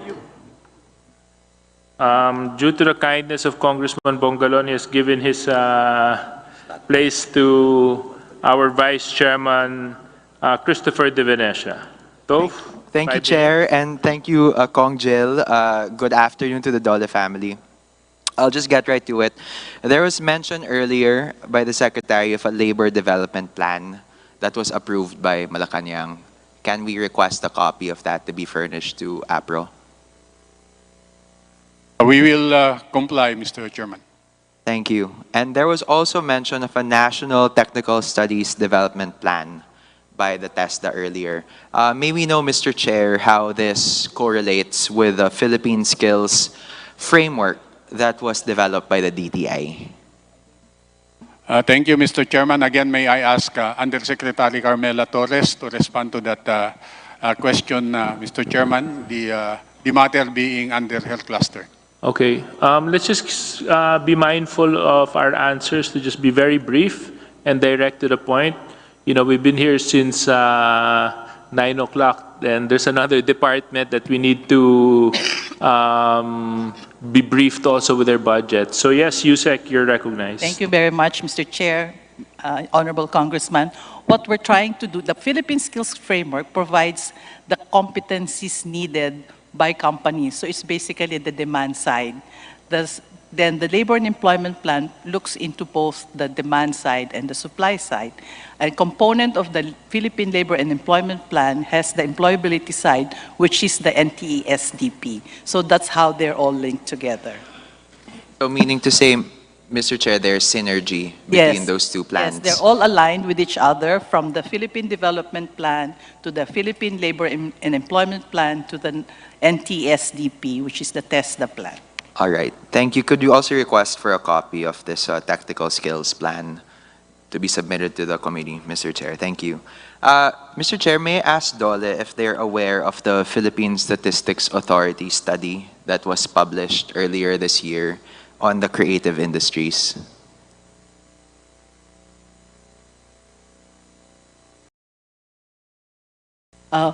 What we're aware of is the study on the creative industries by DTI, because they prepared a Philippine skills framework on the creative industries, and they've identified the specific competencies under the creative industries. All right. Thank you, Mr. Chair. So a quick Google of this PSA study, which you can do after this hearing, will reveal that there's about 7.3% GDP contribution of the sector to the economy. But I guess more pertinent to the DOLE is that there are 6.98 million Filipinos working in the creative industries, which is higher by 10.5% from 2021 to 2022. Of course, the critical mass of the workforce in the creative industries are freelance, or those working in the gig economy. Mr. Chair, how does DOLE protect freelancers, given that they don't enjoy employer-employee relationships like normal laborers? Mr. Chairman, thank you for the question, Mr. Chairman. The DOLE recognizes the rise of new employment arrangements and new work arrangements, Mr. Chairman, and this is really a challenge not only to us labor administrators, but perhaps at the level of policy and legislation, Mr. Chairman. We can start with the, as I mentioned earlier, social protection can be a good start in including the creative artists under the mantle of labor and social legislation, Mr. Chairman. Mr. Chair, is the DOLE aware of policy that's being proposed by Congress, passed on third and final reading, and is pending in the Senate on the freelance protection bill?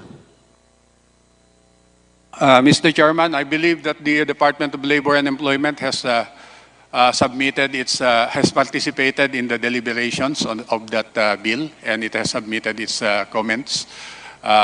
And we also raised the same line of thought that there is a need to look into this not only in respect to creative artists, but to the new forms of work and employment arrangements as a whole. And the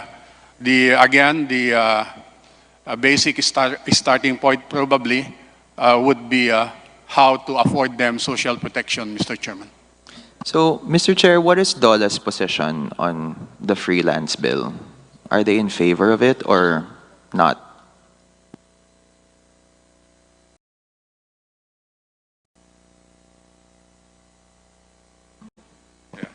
Mr. Chairman, the DOLE is not against against policies that will help protect the welfare of the workers in the gig economy. Again, what we probably need to emphasize is that with new rights, we have to ensure that this group of workers will have access to these rights. And so the corresponding institutional arrangements have to be made, including if the Department of Labor and Employment is going to be mandated to help implement the law, including the human resources necessary to attend to this group of workers, Mr. Chairman. So we're happy to hear that, Mr. Chair, that DOLE is in favor of the measure. because we go back to the first State of the Nation address of the President, in that he said we need an enabling policy to protect the rights of our freelancers and workers in the gig economy. And in the absence of a policy framework to protect them, then DOLE will struggle to ascertain how best to protect this very specific sector of our workforce. Again, to the tune of 6 million Filipinos, all unable to enforce their rights, not being paid on time, in the absence of contracts, always at the behest of employers, and no protection in many pillars of labor.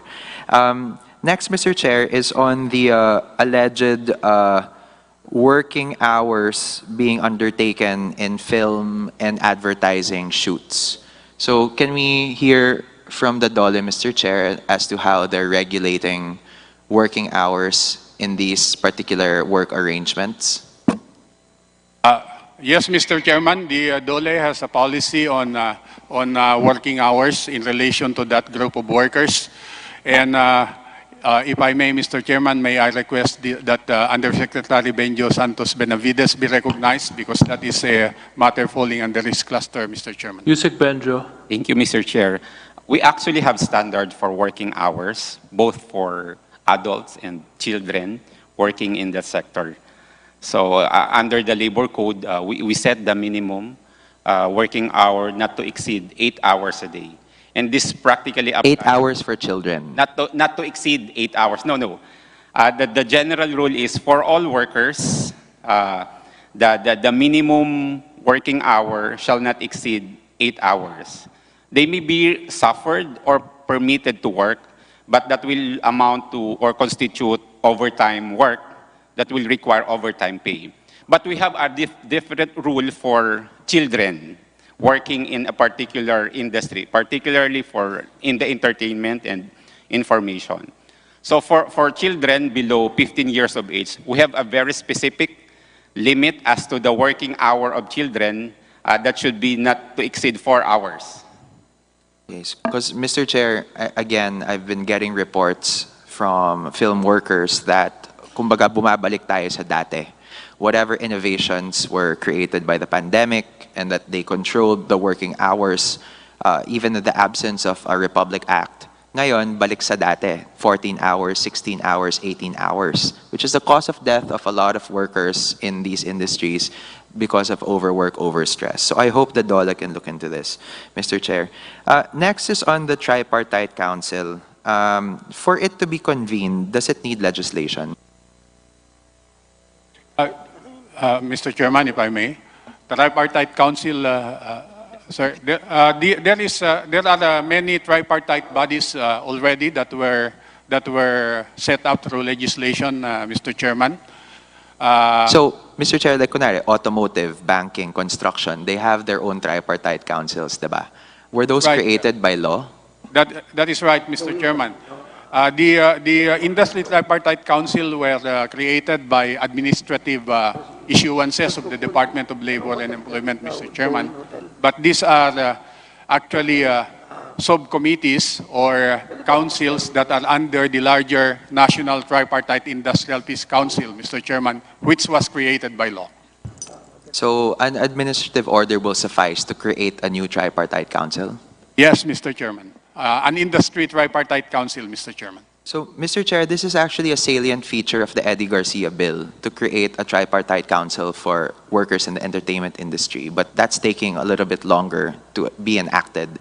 Perhaps if we can enjoin DOLE to already create one so that there's a platform for employers and freelancers, independent contractors to be able to dialogue. Mr. Chairman, we will take serious note of that, Mr. Chairman, and we will look for the, we will evaluate the situation, particularly considering that there is sectoral representation in this case, and we will have to identify the sectoral organizations who can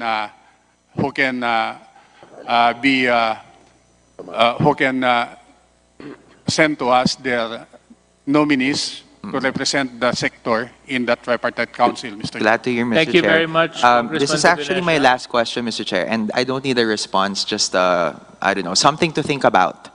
No, I mean, I was listening to Congressman Mark Goss' privileged speech the other day on artificial intelligence here in Time the plenary, expired. and the possible opportunities as well as disruptions that this can do, especially to the labor sector. So perhaps this is something that DOLE can already be thinking about, having conversations about.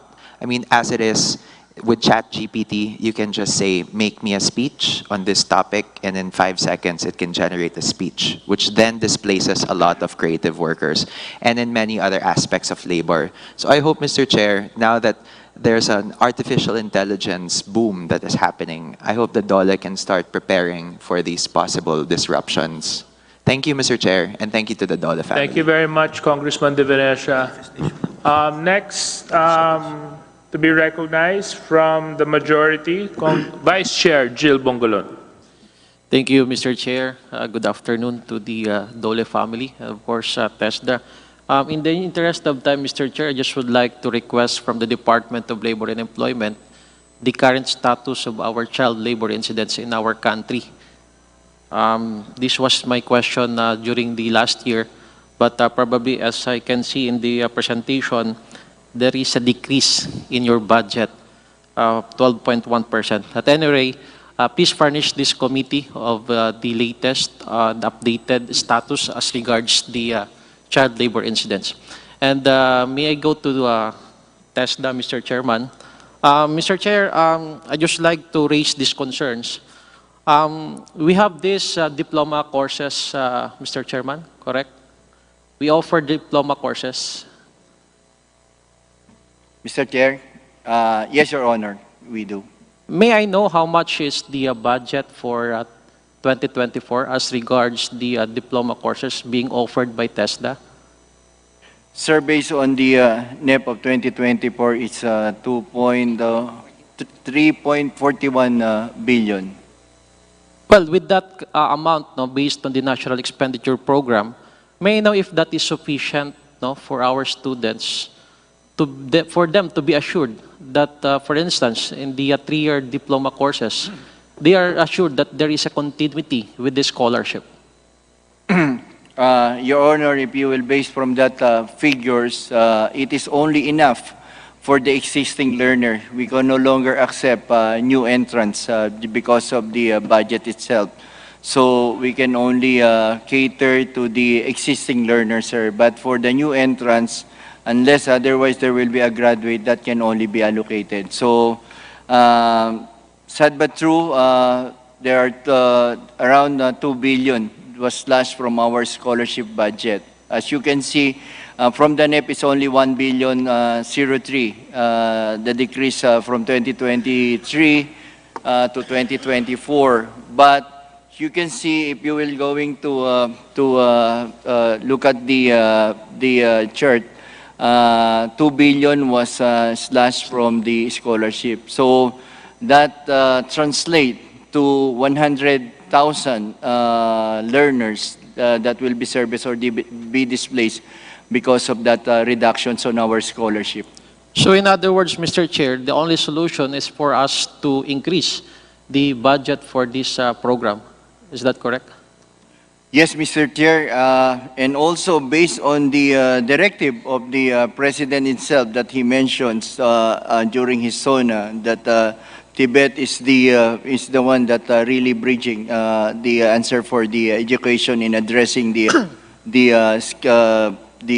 job skills mismatch and plus the needs and demands of the industry. So yes, Your Honor, the budget, especially for the scholarship program, our target just for this year is 1.8 million. If you will try to compute that per capita of 30,000, so we will be needing actually to complete the 1.8 million scholars, at least we need 39 billion. But we have only 16 billion given. So the 3 billion something for the UOCDEA is not even enough to accept new entrants, Your Honor, Mr. Chair. Okay, let me go to another point, Mr. Chairman. This is with regard to the competency assessment and certification workers. So this representation would like to request from TESDA if we can give a bigger number of slots for CACW, or this competency assessment and certification workers, so that more workers in the construction industry, metals, in engineering, and those that are similarly situated who need national certificates but do not necessarily need to undergo training because they are already work. No? So we can probably give bigger allotment or number of slots in the next program.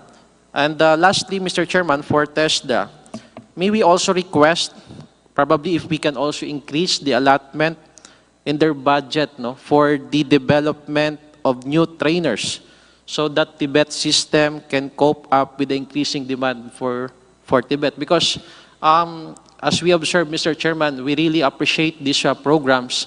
And in Bicol region, we were able to produce skilled workers because of this program. So with that, there is an increasing demand for this program. So probably we can increase or allot a budget for the training of for the trainers, because we can say that these trainings are quality trainings, and that's why we are able to produce skilled workers. And lastly, Mr. Chairman, I would like to commend the Department of Labor and Employment for the help and efficient support and help to our Mayon evacuees. So until now, they are still in the evacuation centers, and instead of staying there, wala akong trabaho, nagbigay ho ng tupad. And in fact, no less than the President and of course the Secretary of DOLE went there and give checks for the municipalities affected of the Mayon eruption. Kahit paano, at least ito pong mga displaced workers natin ay nabigyan ho ng temporary employment at nagkaroon ho ng sahod. And with that, Mr. Chairman, I end my interpellation. Thank you so much. Thank you very much, Vice Chairman Jill Bongolon. The Chair will now recognize Vice Chairman Tony Pet Albano for this manifestation. Thank you, Mr. Chairman. I know very much that DOLE has been really working hard. I've been with Secretary Laguesma in the ILO conferences, and I feel that they are really doing a good service for the Filipino people, so that I manifest that all attached agencies are also doing well. And at the proper time, I will move for the termination of the budget with the colletilla of the increase of Congressman Rufus Rodriguez. Thank you very much, Mr. Chair. Thank you very much, Congressman Tony Pet, for your support to the department and its attached agencies. The Chair will now recognize Vice Chairman Jocelyn Lim Kai Chong.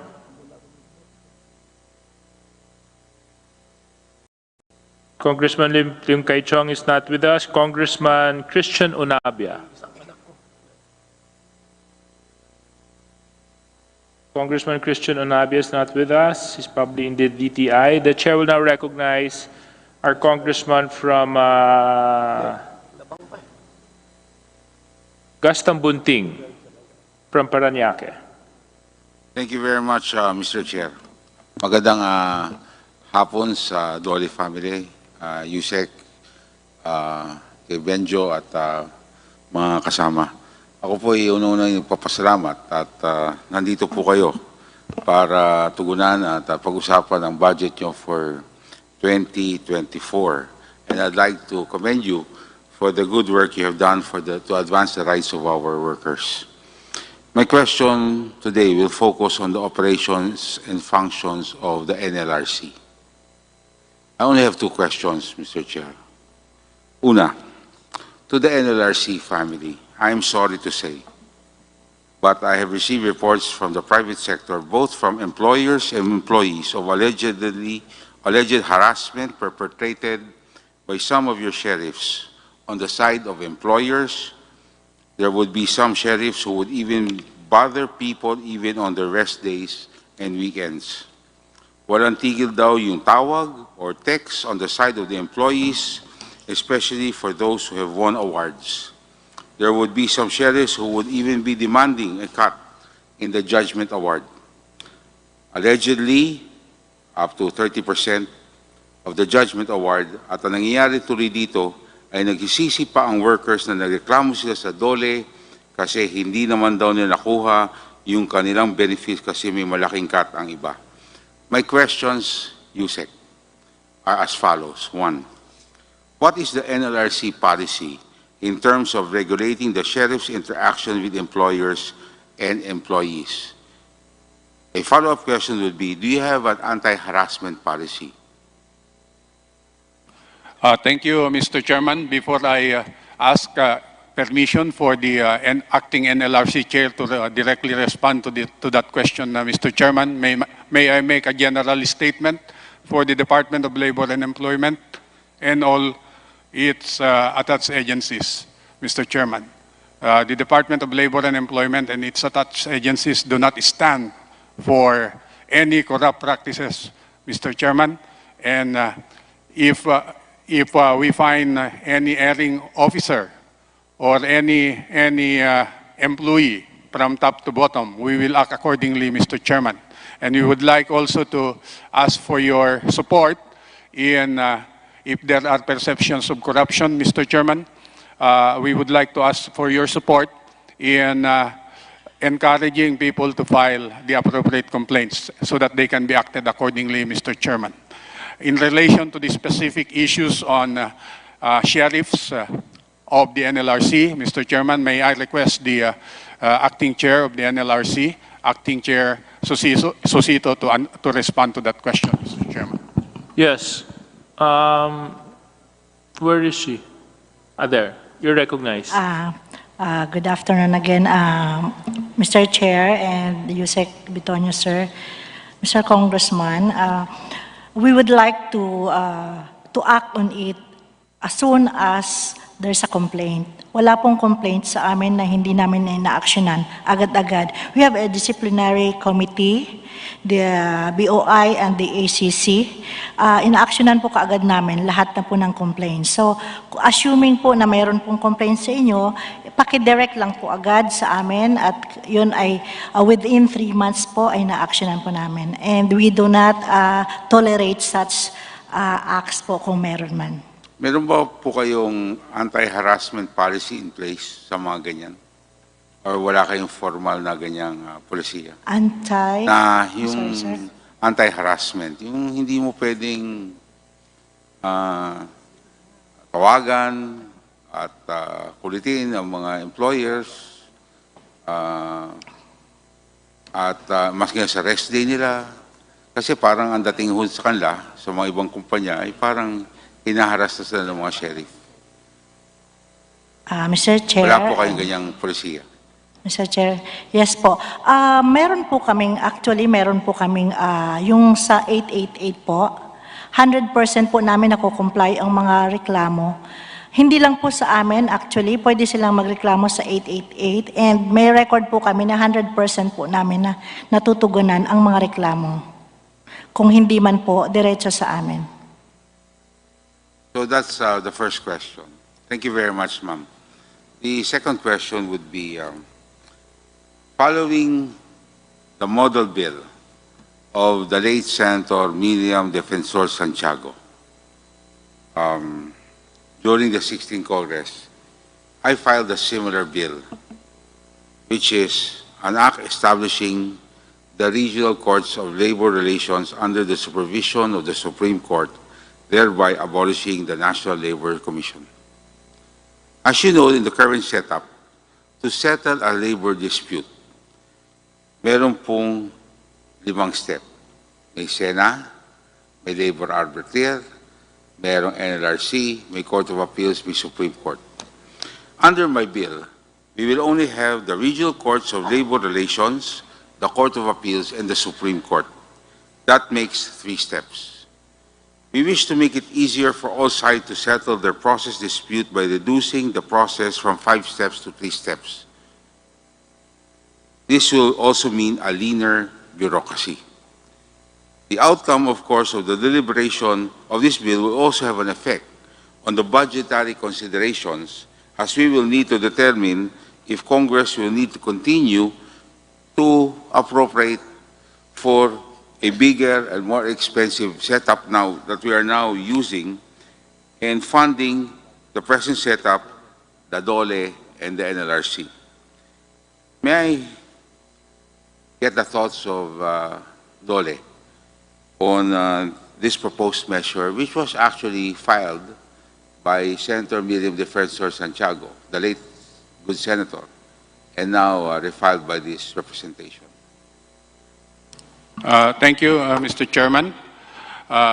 Again, with your indulgence, maybe I will ask first I will ask your permission for the NLRC first to respond before we give the Department of Labor and Employment views on the matter, Mr. Chairman, if I may. Yes. Thank you, Mr. Chair. Thank you, Yusek Bitonio and Sir. Ang NLRC po ay specialized court yan for labor cases like labor and employee relationship. And then, prior to the creation of NLRC, mayroon po kami sa Industrial Relations Court, which is under the Supreme Court. But dahil po sa masyadong matagal and expensive para sa mga complainants, ang dati pong presidente na si President Ferdinand Marcos Sr. ay kinreate po ang NLRC. And dito kasi sa NLRC, no filing fee, inexpensive, faster labor justice, and we serve the laborers or underprivileged na yung proceedings po is summary in nature. So, mas mabilis and even non-lawyers ay pwede pong mag-appear. Non-lawyers like complainants themselves, pwede siyang mag-appear. Now,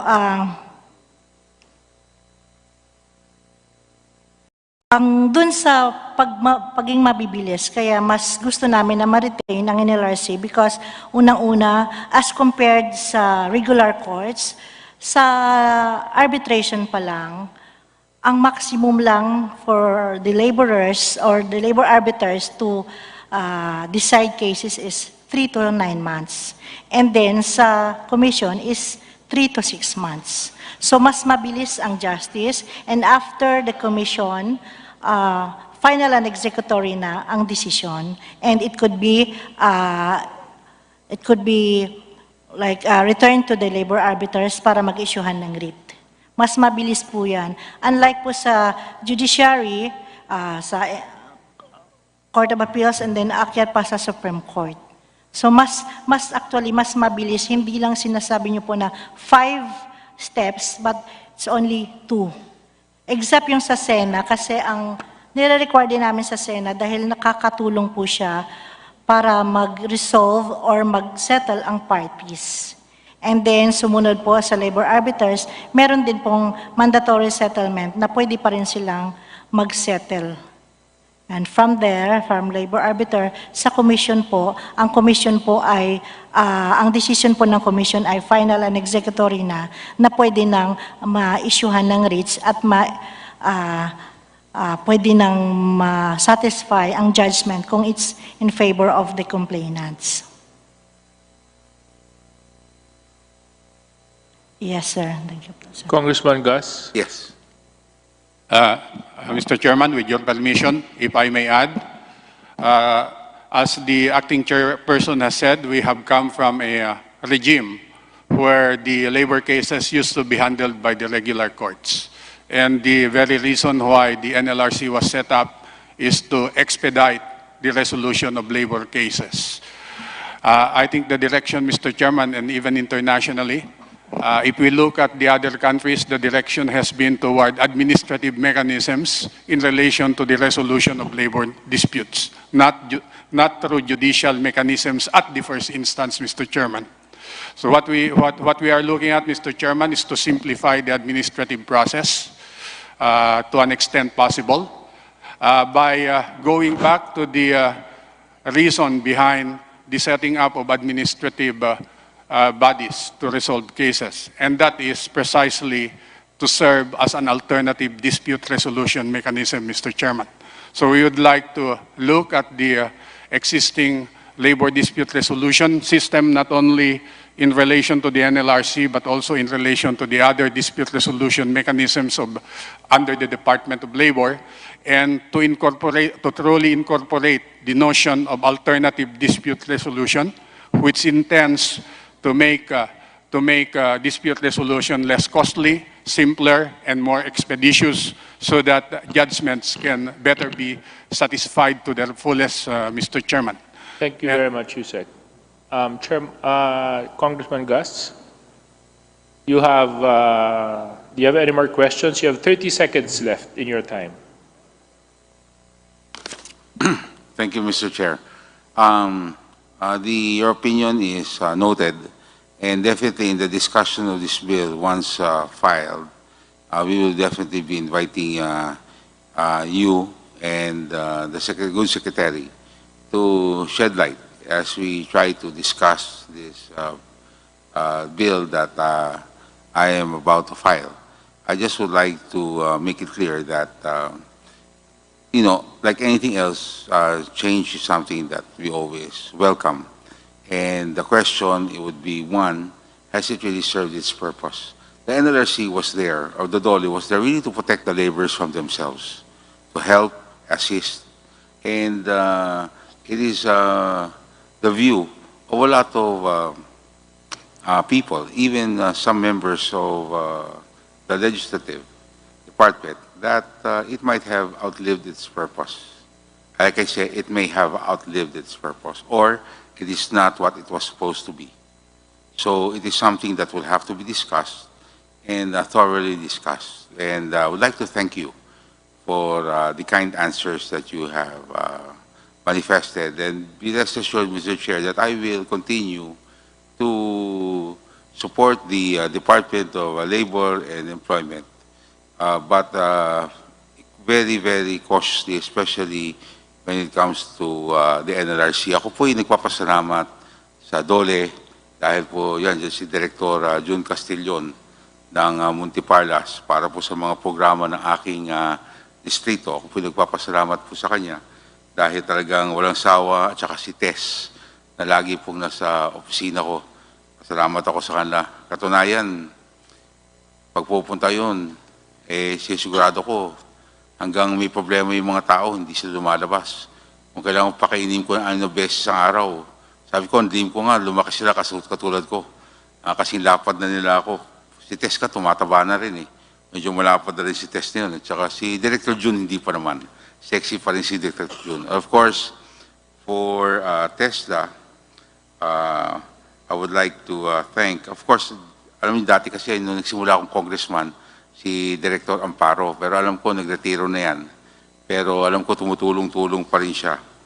And I'd like to thank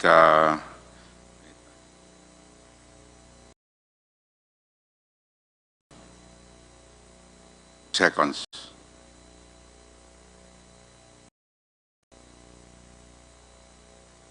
Congressman Gus? Sandali lang po. May hinahanap lang po akong pangalan. Yes. Of course, I'd like to thank Attorney Director Chavez. Is she here? Andito ba siya? Of TESDA? Wala siya sa ating mahal na kasama, si Congressman Bertis. Pakisalamatan mo lang ako sa kanila sa Muntiparlas dahil sa tulong po nila sa aking distrito. Maraming salamat po sa suporta ninyo. So again, thank you very much, and I'm sure hindi ho itong huling pag-uusap natin kasi po talagang ito'y something that I will be advocating, and like I've manifested kay Congressman J.J. Suarez, I have my reservations as far as the approval of the budget, especially of NLRC, but I will bring this with him privately. No? Pag-uusapan po ng committee yan. So ako po nagpapasalamat po sa inyo. Maraming salamat po sa inyo. Thank you very much, Congressman Gaston Bunting. Next on our list, from the majority, Congressman Bambi Emano. Congressman Emano is not with us. Congressman Ron Salo. Let me just remind everybody, let's be mindful of the 5-minute rule. And also for our guests, Let's be mindful to keep our answers brief and concise because we need to prepare for the next department that will be using the plenary hall for their budget briefing. Congressman Ronsalo. Thank you very much, Mr. Chair. First, Mr. Chair, I just wish to echo the statement of Congressman Rufus Rodriguez a while ago on the need to consider reverting the proposed 2024 budget of DOLE and TESDA to at least the 2023 level. That's my first manifestation, Mr. Chair. Second, I also wish to echo the concern raised by Congressman Busita on the government being the biggest employer actually of ENDOS. In truth, these job orders are actually in worse situation than the so-called ENDOS because there's even no employer-employee relationship as was mentioned by Yusek Bitonio a while ago.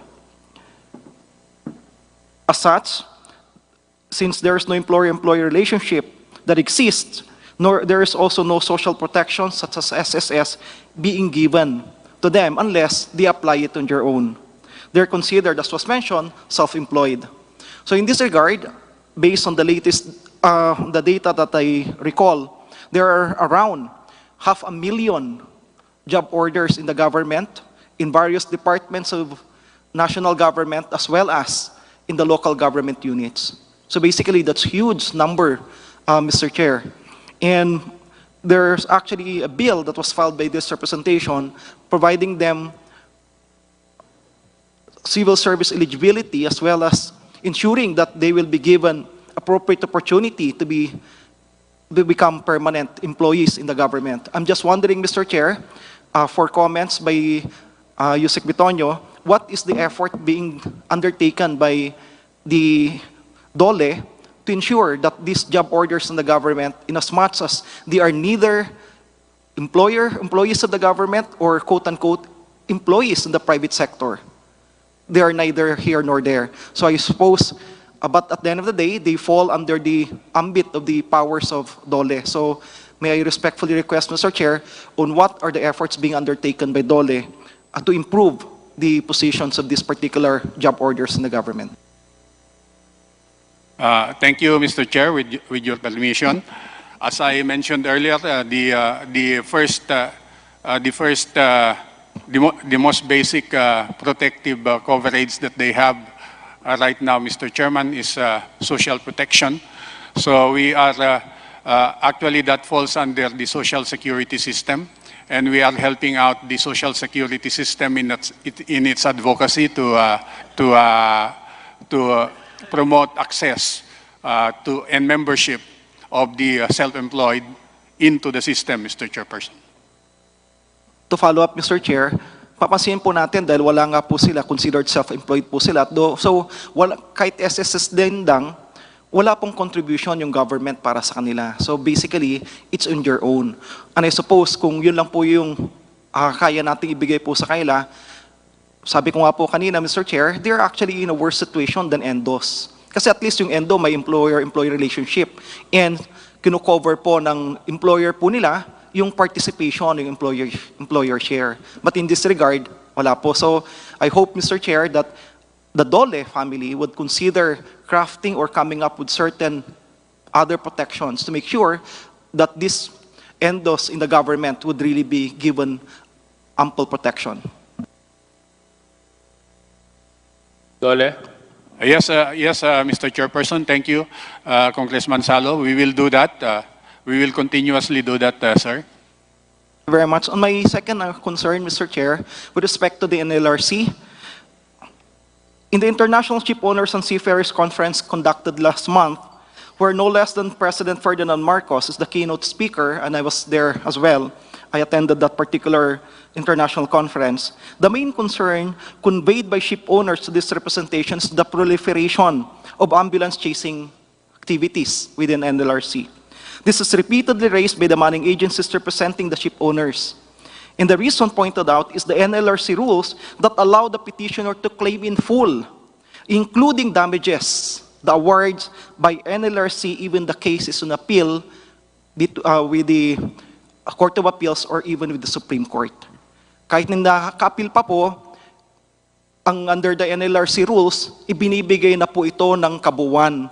Kasama po yung, kung ano po yung dapat i-award, including damages, including discretionary awards given by arbiters and reaffirmed or affirmed by NLRC. So the question is, I understand also, based on the data last time that was given to me, there are around almost 2 billion pesos ordered by the Supreme Court to be returned to employers which were wrongfully awarded by the NLRC. But of course, wala nang way para mabalik po yun. So at the end of the day, sino po yung nagsasuffer? It's the seafarers themselves.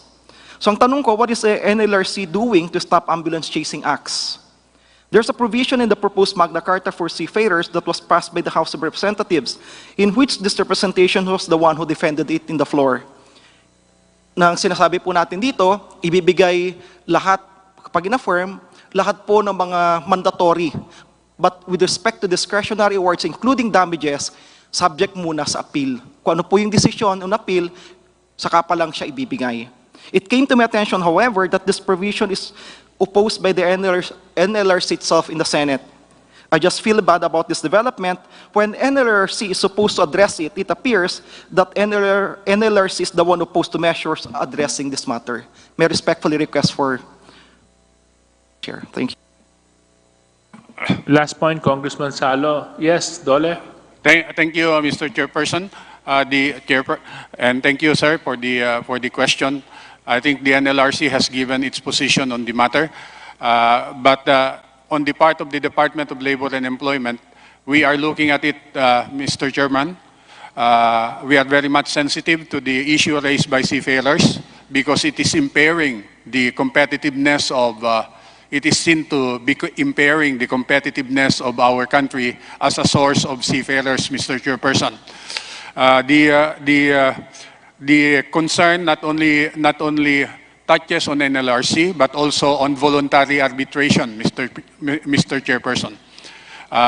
So right now, we have been engaging the manning sector and the labor groups that are concerned with the seafaring industry to come up with some administrative reforms in the area of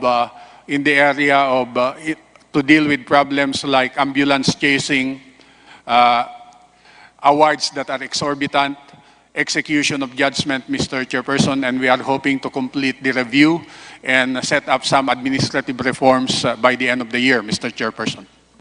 Maraming salamat po, Mr. Chair. But we really hope na magkakaroon po talaga ng more concrete steps in addressing this. Kasi kausap ko mismo yung mga shipowners, actually ilan po sa kanya nagsabi, kukuha sana kami sa Pilipinas pero mas mabuti pang kumuha na lang sa labas kahit mas mataas ang babayad namin sa kanila kasi sigurado yung babayaran namin. Hindi katulad sa Pilipinas na hindi ka sigurado at the end of the day. Yung risk na pinapasukan mo, hindi klaro. Kasi kapag may nag-file sa'yo, there's really a propensity na mag-file later on kapag kahit na na-address na, later on yung mga awards na ibinibigay, pinapataw daw po sa kanila is so exorbitant. So actually, this is driving employers away from the Philippines. Thank you very much, Mr. Chair. Okay, thank you very much, Congressman Salo. Let this be a reminder to all the agencies here present with us. Please take note of the respective concerns and issues raised by the respective congressmen. Similar to TESDA, NLRC, let's not forget that the power of the purse remains in Congress. And what we're deliberating on here now is your budget and the existence of your agency for 2024. So let's make sure that the individual concerns, collective concerns of each congressman must be addressed before we proceed to the next level of budget deliberations, which is plenary. Gentle reminder sa inyong lahat. Okay? I will now proceed with Congressman Khalid Dimaporo.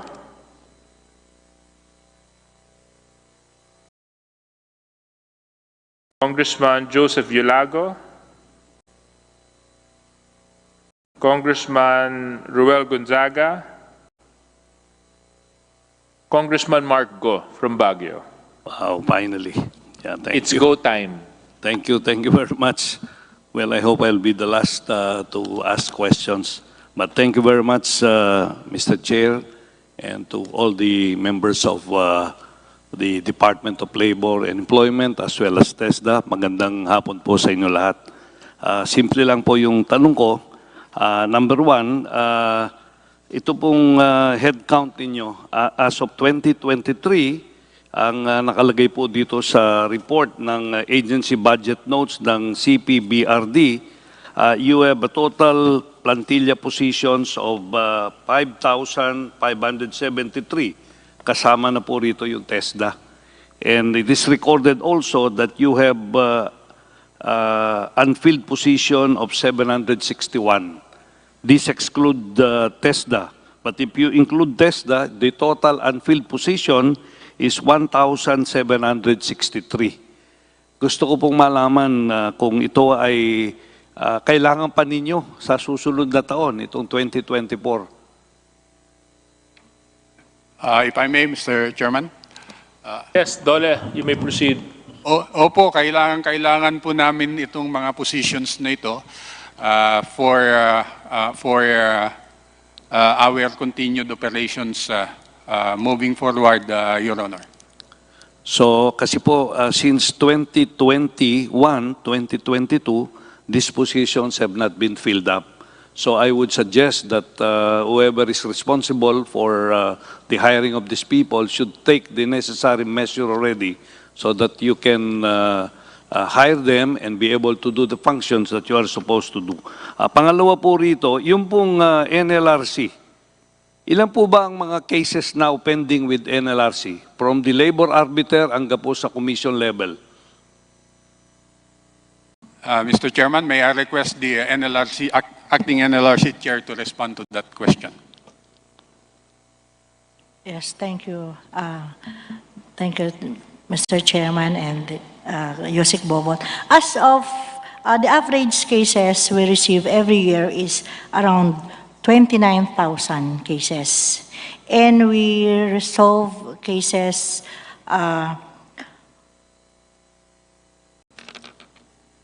on original appeal, 30, and on appealed cases, 30,000 and 9,000 cases. So ang disposition po ninyo yearly is how many? Ang disposition po namin, sir, is 100% po namin na-resolve ang cases. So wala po kayong pending? Baka hindi naman po tama yun kasi dati po kung HR manager, ang tagal po ng mga ibang cases. Hindi naman siguro 100% ang disposition ninyo.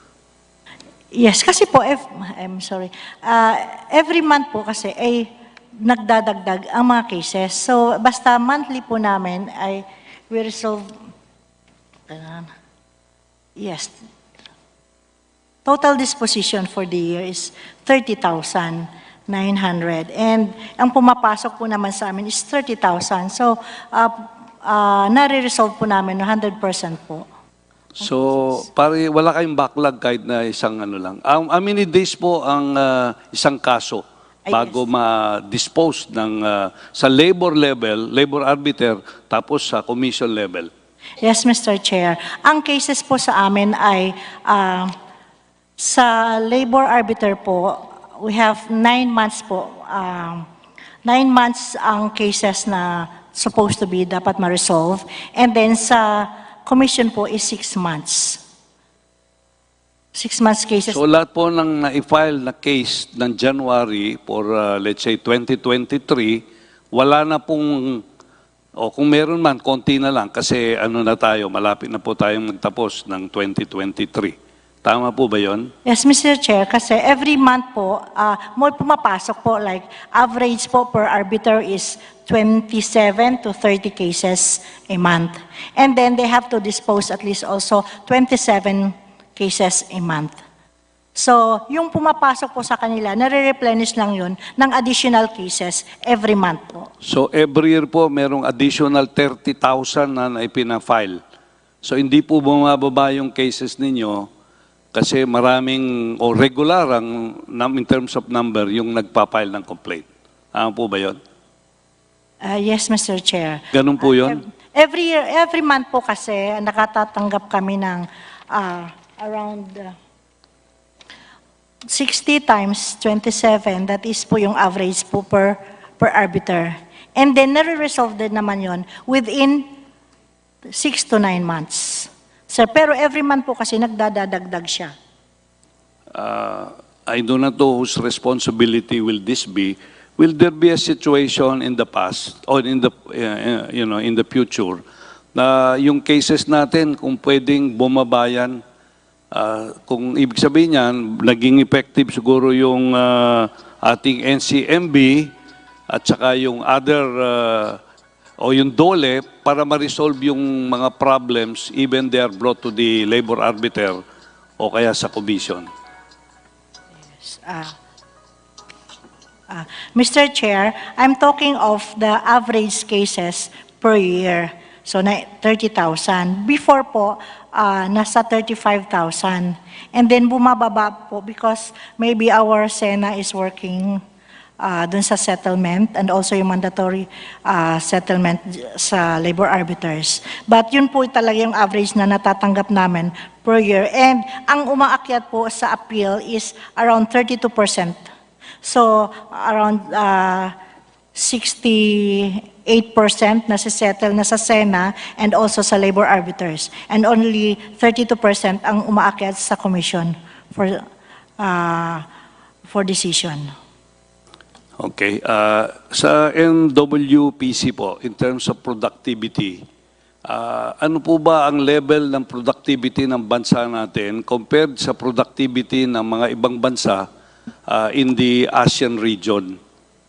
Anybody from the NWPC? Are we competitive in terms of productivity dito sa mga iba't ibang kumpanya natin? If I may, Mr. Chair, the Executive Director of NWPC is here. She can respond to that question in more detail, Mr. Chair. Yes. Where is the Executive Director? Yes, ma'am. Thank you, You may proceed. Thank you, Mr. Chair. Honorable Congressman Go. Yun pong ating labor productivity among Asian countries. It shows that Singapore and Brunei have the highest labor productivity for the last 5 years. And tailing behind are Malaysia, Thailand, Philippines, Indonesia, and Vietnam. Our labor productivity, specifically during the COVID-19 pandemic, is at negative level po, Mr. Chair. Negative versus yung same countries, negative din siguro sila o may improvement sila or same lang? Hindi naman po negative, but majority po ay bumaba ang labor productivity. Meron po akong final na bill dito sa Kongreso at approve na on third and final reading dito with your recommendation. And nasa Senado na po ito. Sa palagay po ninyo, yung bill na yan makakatulong po sa pag-improve ng productivity natin with all the works that you are doing and the Department of Labor and Employment.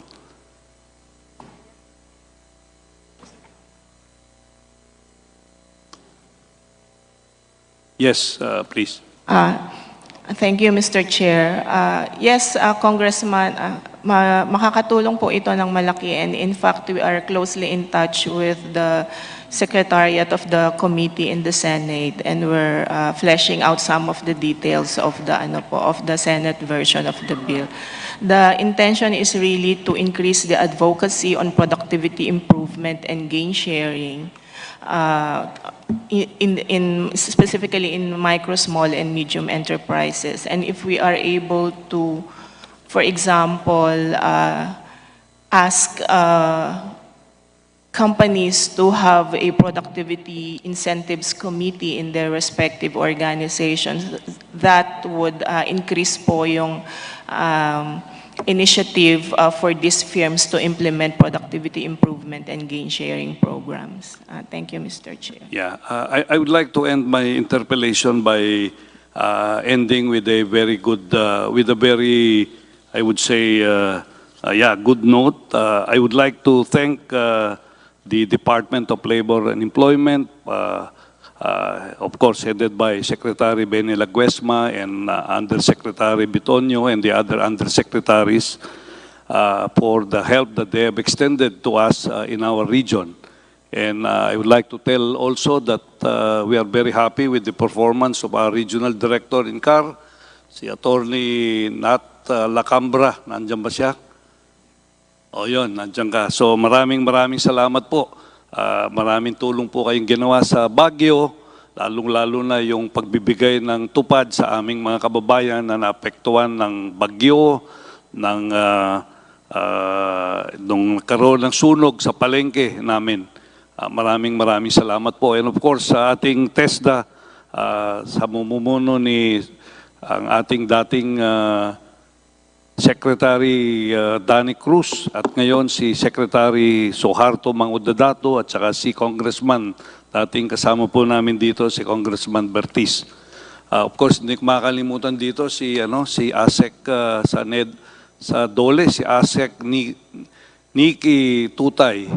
O yung tupad kong susunod, wag mong kalimutan para sa aming lungsod sa Baguio. At sa lahat po ng mga officials ng DOLE at ng TESDA, maraming salamat po at ako po susuporta sa inyong budget at kung pwedeng itaas pa natin at ibalik sa level ng 2023 ang budget ng Department of Labor and Employment. Maraming salamat, Mr. Chair, at magandang hapon po sa inyo lahat. Thank you very much, Congressman Mark Go. It's nice to know that DOLE has helped your district and your city a lot during those times of need and crisis. The next on our list is from the majority, Congresswoman Luistro. Good afternoon, Mr. Chair. Good afternoon to our guests from the Department of Labor and Employment. In my prior meetings with Secretary Benny Laguesma, this was in 2022, he shared with me that he intends to converge TUPAD with the other programs of TESDA and DA. Ideally, he intends to promote long-term benefit to the constituents. Can we be enlightened on the steps taken already towards this convergence? Mr. Chair. Dole. Thank you, Mr. Chair. Thank you for the question, Congresswoman Luistro. We have actually operationalized the system of convergence, Mr. Chair. If you recall, during the earthquake last year in the north, we first started with TUPAD for emergency employment for the cleanup, but we also configured it with training, so it became an emergency employment intervention cum training, because we needed workers to be trained to help in the reconstruction of the damaged structures, Mr. Chairman. And as a result of that, TESDA came in to provide the training programs for the skills that were needed in the reconstruction, particularly, for example, electricians, carpenters, Mr. Chairman, they were given toolkits for that purpose, so that even after the reconstruction activities, they can also use those tools to embark on their own ventures as trained skilled workers, Mr. Chairperson. And we are trying to replicate that in other places, Mr. Chairman. Mr. Chair, of course, we are happy to hear about the development towards the convergence. However, let me share my personal experience on my initiative to converge TUPAD with the other programs on my own. I intended the last time to require the beneficiaries to do backyard gardening instead of the community cleaning. So I reached out to DOLE, and I was soliciting assistance as to requesting the DA for free seeds and seedlings. Unfortunately, the response was, without mentioning the specific office, kanya-kanya po tayong request. You should go directly to DA. So I gave instruction to reach out to DA. And Sadly also, the response was, wala po kaming seeds or seedlings intended for tupad beneficiaries.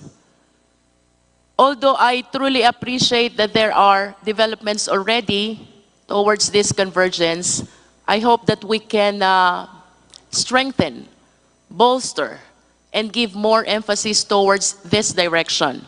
Because I really support the idea of SecPenny, of using TUPAD, utilizing TUPAD in promoting long-term benefits in favor of our kapapayan. Mr. Chair?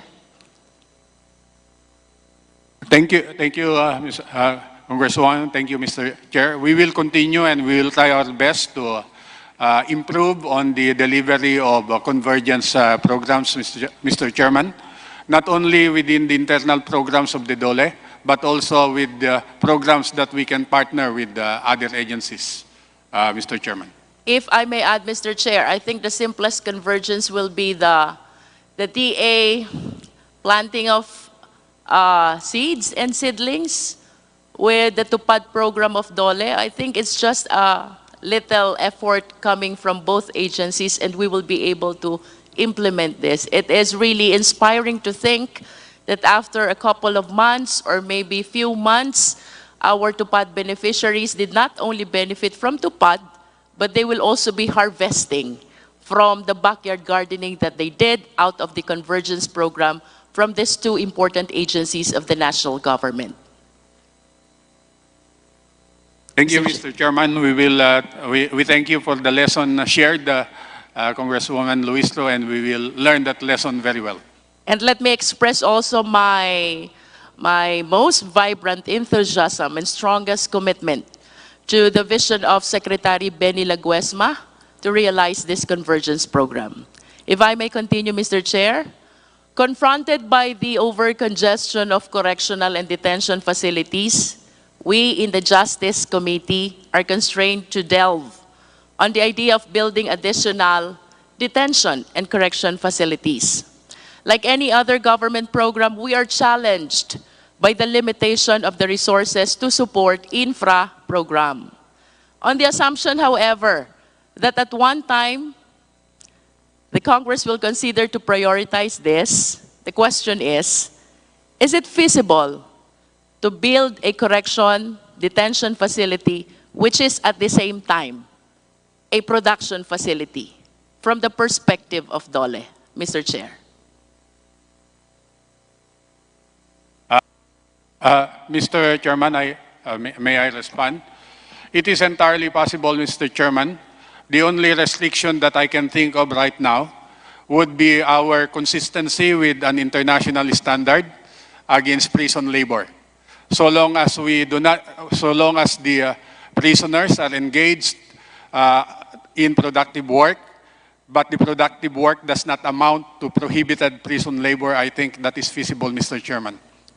May we be enlightened, Mr. Chair, on how we define prison labor? If these inmates will be given the commensurate amount of their salary in accordance with our minimum wage law, will this amount to prison labor, Mr. Chair?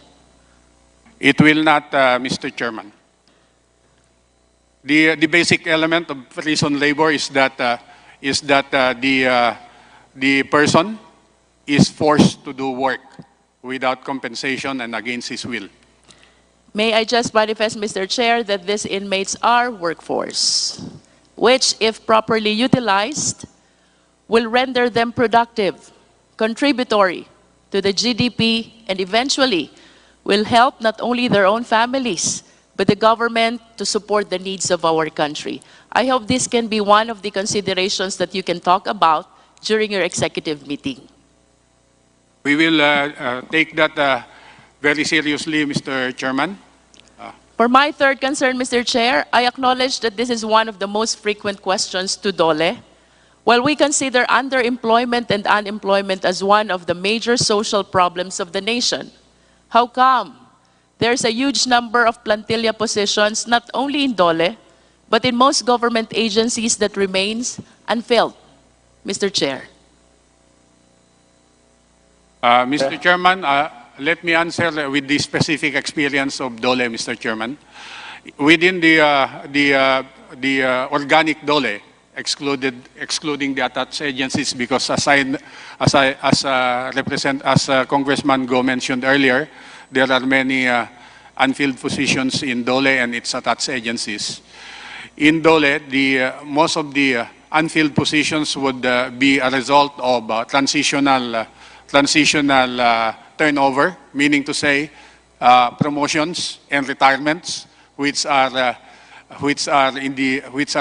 being continuously filled out in the normal course of time. On the other hand, the other constraint there is that the matter of qualifications. The qualifications are prescribed by the civil service laws, and many of the candidates would not qualify because they do not have civil service eligibility, Mr. Chairperson. And to address this concern, Mr. Chair, what interventions have we taken with respect to DOLE in order to fill these unfilled positions? With respect to DOLE, Chair, there are several interventions that we are taking. First, we are expanding the publication, the net of publication of our vacancies, not only to include, not only in the civil service posting, but also in more public postings, including social media. Secondly, we are reviewing our processes of recruitment continuously. We have a quality management system that looks into this. And of course, thirdly, with respect to contractuals who are in that position because they do not possess the civil service eligibility yet, we are helping them pass the civil service exams by providing them review classes, Mr. Chairman. I will be very much interested, Mr. Chair, to know the unfilled positions of DOLE, and perhaps by way of this, we'll be able to help not only the people from the other districts, but most especially the people from Batangas 2nd District. I have a lot of kababayan who are unemployed, underemployed, and I believe some of them are qualified. And I wish to take advantage of this opportunity that perhaps I can bridge the gap between DOLE, who have been looking for the qualified employees, and my kababayan who have been looking for a decent employment. We welcome that offer of support, Mr. Chairman, and we will also provide the good Congresswoman the data in relation to the unfilled positions. For my last concern, Thank you Mr. very Chair, much. can I have 1 more minute, Mr. Chair? Again? 1 minute. 30 seconds, please, because your time has already elapsed. That is doable, Mr. Chair. In a news report, TBM Sec Amina Pangandaman commented that one of the causes of the decrease in GDP is the government underspending. Do you belong to these agencies who are having government underspending? And can you please explain this? It has been noted earlier, Mr. Chairman, that the Department of Labor and Employment is relatively on track in relation to its spending patterns. And as the Secretary has mentioned, the Department of Labor and Employment and its attached agencies are fully confident that by the end of the year, we will be able to utilize our budget. Thank you Finally, very Mr. much. Chair, let me just express my support to the Department of Labor and Employment, including its budget for 2024 and for all possible increase of its proposed budget. Thank you, Mr. Chair. Thank you very much, Congressman Luistro. Congressman Bambi Emano? Thank you, Mr. Chairman. Maayong hapon sa tanan and of course to the Dole family. Would like to upfront thank all of you for helping not only the country, the province of Misamis Region 10, the province of Misamis Oriental, especially during the pandemic. Would like to make special mention RD Gutib. RD, we miss you already. You know, it's been like 6 months, but we miss you already in Region 10. You had done a lot and have worked a lot, and I had thanked your people properly every time that we are, you know, we provide tupad to our beneficiaries, telling them that you went out of your way just to be able to help our people, while many were hiding, many did not come out. But Dole, even if it was not part of your work, but you were able to deliver the services that were needed by our people during the pandemic. Sumayong hapon sa tanan. Mr. Chair, I'll try to make this as short as possible. Let me start by to NLRC. May we know if NLRC's budget, Mr. Chair, increased or decreased? Dole? It increased slightly, Mr. Chair. Slightly increased. By 3%, Mr. Chair. And I saw actually the report, which you actually have a very wonderful case disposal record. May we know if, Mr. Chair, how many commissioners do you have in the whole country? 24, Mr. Chairman. Of the 24, Mr. Chair, are all of the positions filled up? No, at the moment, Mr. Chairman, there is a vacancy in the position of chairman of the commission. There is also a vacancy in two other commissioner positions, Mr. Chairman. And may we know, Mr. Chairman, which regions are these that has vacant positions, Mr. Chairman? The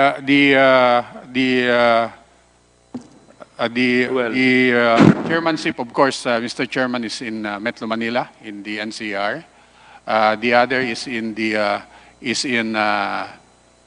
Division 6 in the Visayas region, and then Division 8 in the Mindanao region, Mr. Chairman. Which one in Mindanao, Mr. Chairman? I did not get it, Mr. Chairman. Sorry, sir. Yes, one in Mindanao. Yeah, in Mindanao, in which region? Well, the NLRC division there in Mindanao, Mr. Chairman, is based in Cagayan de Oro.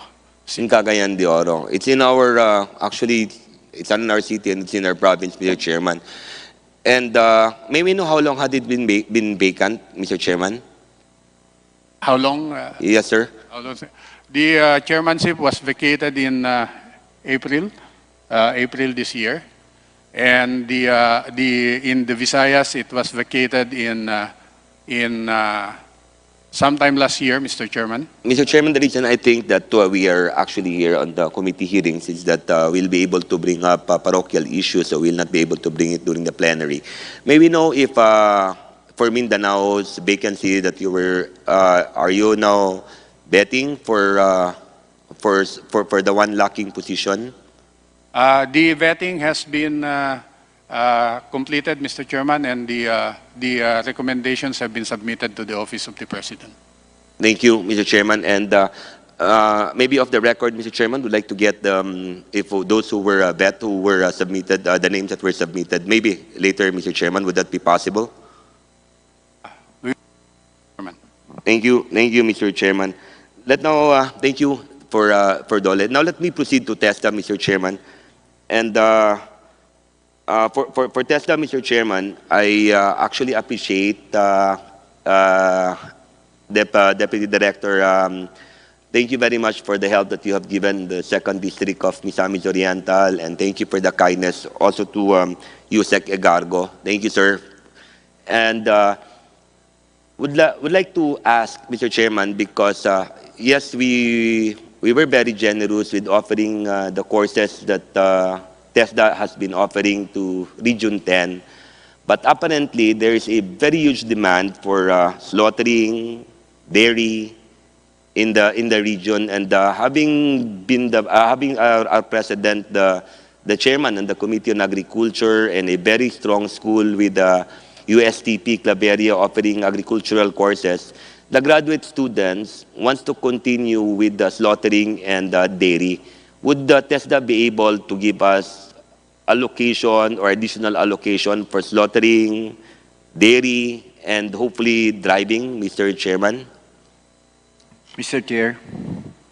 Thank you, Honorable Congressman Imano. Yes, sir, actually that will be part of our provincial sectoral priority because of the demand of the industry. As I mentioned earlier, that TESDA is now focusing more on the area-based demand-driven Tibet program. And there's really a high demand on slaughtering, also dairy.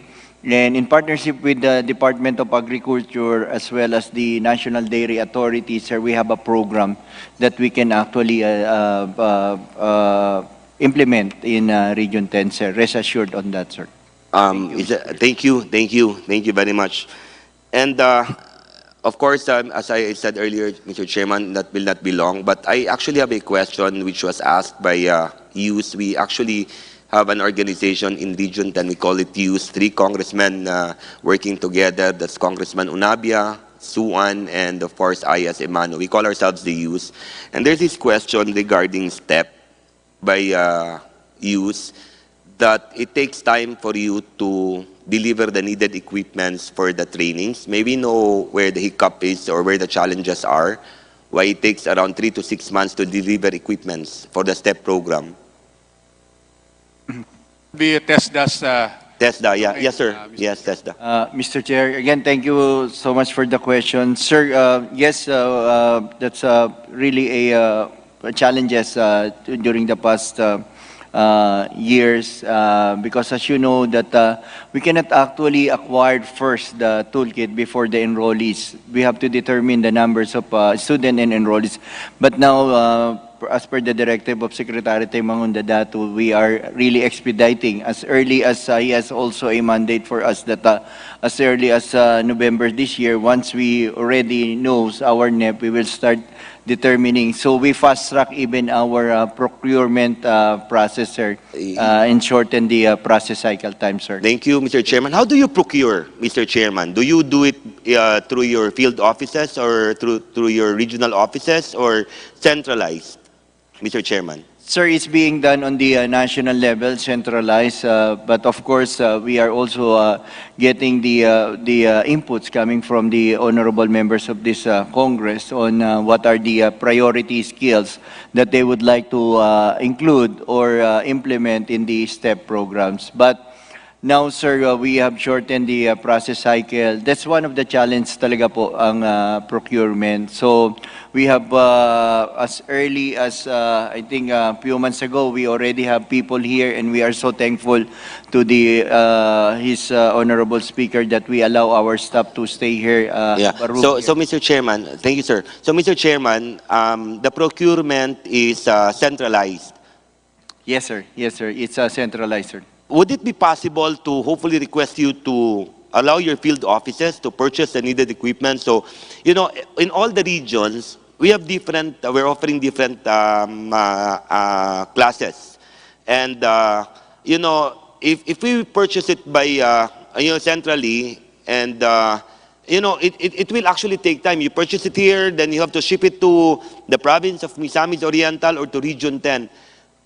Is that in your plan for 2024 that you know, allow the regional, the field offices to purchase, to procure the needed equipments?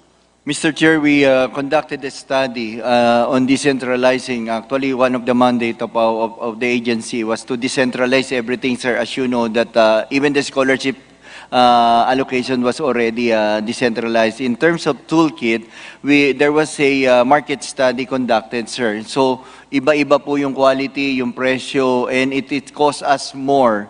And through that study or experiment, we find it that inefficient if we will do it on a regional basis. So, but now, on the procurement process that we are doing, delivery is included, sir, all the way. But, Mr. Chairman, I beg to disagree. I really do beg to disagree because all the TESDA has to do is set up the standard and allow the agencies to purchase. And I'm very much interested with the study that was mentioned earlier that it will cost TESDA more if you purchase centrally rather than to your field offices, Mr. Chairman. No, sir. Based on the study, also there was a comment and findings from COA regarding the disparity of the amount and quality purchased on the region. So, but now, sir... Mr. Chairman, even if we purchase through Department of Public Works and Highways, 2 seconds, Mr. Chairman, even with the Department of Public Works and Highways, there's always a disparity of prices because the prices in Central, in Luzon, and the prices in Mindanao are different. But I believe it would be cheaper and faster if we will allow our field officers to purchase equipment. But to end, I need a copy of the study where it would be more expensive to centrally, to allow regional and field officers to purchase, Mr. Chairman. Thank you, Mr. Chairman, and mayong hapon sa tanan. Thank you very much, Congressman Bambi Amano. Next on our list is Congressman Ruel Peter Gonzaga. Kong, you have 5 minutes. Thank you, Mr. Chairman. My question would be very short.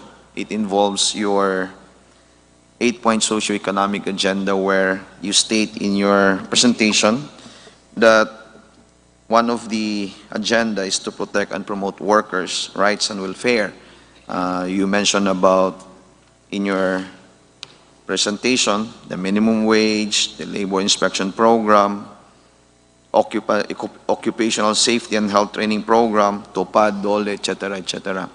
Now, I would like to ask you about one of the powers of the DOLE Secretary, the visitorial power. How often or frequent you use this visitorial power? Yusek. Thank you, Mr. Chairman.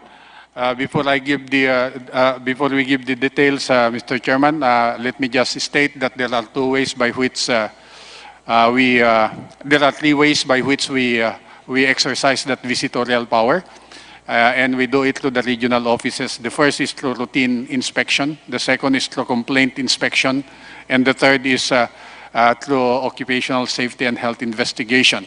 We have refined our enforcement, the exercise of our visitorial enforcement power, Mr. Chairman, with a new program under the inspection program, and that is the provision of technical assistance visits, Mr. Chairman. For the detailed numbers, Mr. Chairman, if I may be allowed to request Undersecretary Benjo Benavides to provide us the numbers, Mr. Chairman. With the permission of the Chair. Yusek Benjo. Thank you, Mr. Chair. Mr. Chair, let me just share that during the previous administration, we have an annual target of 70 to 75 establishments to be inspected. How do we prioritize during those times? We prioritize the establishment to be inspected based on the compliance rate and the risk involved in every enterprise. Under this administration, we have a conscious effort of covering all enterprises, more than 1 million of them, under our labor inspection program. I'll cut you short there. I go parochial. It might be parochial, but the application would be not so parochial. Now, I'll bring you to Davao region, particularly in Region 11, Davao region. How frequent do you use this visitorial power? And how many times did you use this power in Davao de Oro, one of the provinces in Davao region? It is a regular function of the Department of Labor and Employment. So taon-taon po kami nag-i-inspect. Now give me numbers. In 2023 or in 2022, how frequent you use this power? Once. We just inspect a particular establishment once at any given period. Random? There are so many establishments in Davao region. We prioritize, Mr. Chair. So how do we again prioritize? My concern here is, you use visitorial power because you want to check whether or not there is an establishment follows the minimum wage. Yes, Mr. Whether or not there is a humane condition favorable for the employees. Whether or not there is labor-only contracting or what we call job contracting. Yes, Mr. Chair. In our area, there are so many employees complaining to my office, to the office of the mayor, to the chief executives, and we always refer them to the local DOLE officials. Now, I did not hear a single instance where the DOLE exercised the power of visitorial power in my province. One, there are so many mining industries there, and I saw that there are many children used as an employees. Ang tagal-tagal na ng mina na yon, hindi ko rin narinig na may visitorial power na ginamit si Dolly doon. So, I want to know further kung sa 2022 and 2021, yung dalawa na lang na taon na yan, did you ever use visitorial power in my province? Yes, Mr. Chair. Mining as well as those enterprises, particularly those reportedly engaging children, are in our priority list for inspection. Mr. Chair, allow me just to ask our concerned official from the region of the specific report for request for inspection, why those requests were not acted upon. And at any rate, Mr. Chairman, I would like to ask whether or not the regional officer of Dole in Davao region is here. Hey, you are here. Yes. So, can I ask you whether si regional director, pwede ko ba siya makausap na lang dun sa baba or dyan sa gilid man lang para maireklamo ko, masubmit ako sa kanya yung reklamo ng mga employees na ilan lang na pwedeng gamitin natin ito. Yes, Mr. Chair. Kasi nahihirapan na rin kami. Hopefully you will understand. Hopefully you will Mr. understand. That is only my concern, Mr. Chairman. And thank you for the time. Thank you. Thank you, Mr. Chair.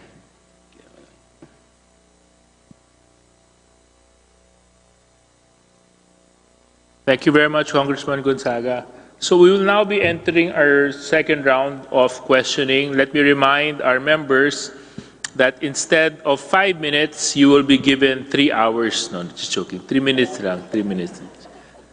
Chine-check ko lang kung may malay pa kayo kasi medyo tumatagal na tayo sa plenary hall. So you'll be given 3 minutes. So on this round, I recognize Congressman Raul Manuel. Thank you, Mr. Chair. Mr. Chair, yung tanong ko lang kanina dun sa DILEEP, I'll request na lang for data kasi merong 14,000 na former rebels na beneficiaries nito for the first quarter of 2023. Hingi nilang po kami ng data. Magkano yung budget na nagastos na for that? Magkano pa yung projected for 2023? At ano din yung projected natin na gastos for the similar program by 2024. Ipa-furnish na lang po, Mr. Chair, sa office namin. Next, Mr. Chair, on apprenticeship program, gaano po karami yung kabataan? Natatrack ba natin? Ilan yung youth na nasa mga apprenticeship programs?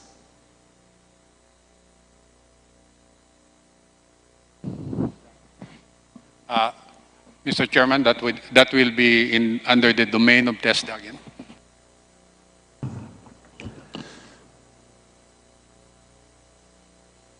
Yusek, who will be recognized?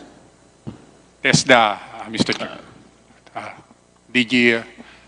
Yes, former Congressman John Bertis. Sir, for the age bracket that mentions by the Honorable Congressman, Mr. Chair, we have 3,170 enrolled and 1,774 graduated, sir. Thank you. Nasa ang mga industries or fields of work po itong mga apprentice? Your Honor, they are in the field of IT BPMs, manufacturing, our partner manufacturing, and also in the some of them in the tourism industry, Your Honor. Mr. Chair, after nila maging apprentice, gaano po kadami sa kanila yung eventually ay na-absorb din dun sa kumpanya at nagiging mga regular workers? Sir, based on the survey on the employability of graduate of Tibet, 87.70% was absorbed, or 8 out of 10 graduates of that TESDA programs has landed a job, or the remaining percentage put up their own businesses, Your Honor. Yeah. Mr. Chair, dun sa nagkaroon ng trabaho, ilan dun yung, kung saan sila nag-apprentice, dun din po sila eventually naging regular na manggagawa? Sir, we will give the exact details to this honorable committee, but 76 to 80% those who under apprenticeship was able to absorb by the company, especially in the manufacturing industry partners. Okay, thank you Mr. Chair. Tas kung may mga supplemental po na data, pasubmit na lang po sa office namin. Next, Mr. Chair, tungkol naman sa TESDA, since it also joined the rebranding bandwagon, Mr. Chair, magkano po yung nagastos ng TESDA sa pagkakaroon ng bagong logo? Sir, there was no cost on the part of TESDA because it was advertised as a logo contest. And we are so proud that the silver medalists who joined the ASEAN World Skills Competitions was able to get silver on the graphic design. So 10,000 po yung nanalo sa aming logo contest po. Yeah. Mr. Chair, aside sa cash prize, yung administrative costs po nung buong naging activity, magkano po yun? Basically, no cost po because it was done online and it was emailed to us, those design which was participated by almost 2,000 graduates, and some of those are also not even learners from TESDA, but we encourage them to take our courses, especially graphic designs. Thank you, Your Honor. Yeah. Mr. Chair, kailan po yung dating logo, and kailan po siya unang ginamit? The official logo, Mr. Chair, we didn't revise or change that. It is just part of our new theme of TESDA or policy directions that sa bagong Pilipinas, TESDA lingap ay maaasahan. So that logo was based on that theme and concept, Your Honor. Yeah. Mr. Chair, so how many years po ulit yung dating logo? Sir, it was the previous logo, it was especially the TESDA Abot Lahat during the time of the former DG Secla Peña, 3 years, and just recently we are changing a new theme because ang sa TESDA po naabot na natin ng ating mga kababayan even in the far-flung barangay. So ngayon po sa bagong Pilipinas, ang TESDA lingap ay maaasahan. So 3 years pa lang po yung dating logo? Did I hear it correctly? Almost magpo 4 years since 2019, 2020. Yeah. Yes, Your Honor. Yeah, kasi Mr. Chair, while ayun, given naman na low cost naman siya, pero yun nga, when we have branding, gusto natin tumagal at tumatak din sana siya.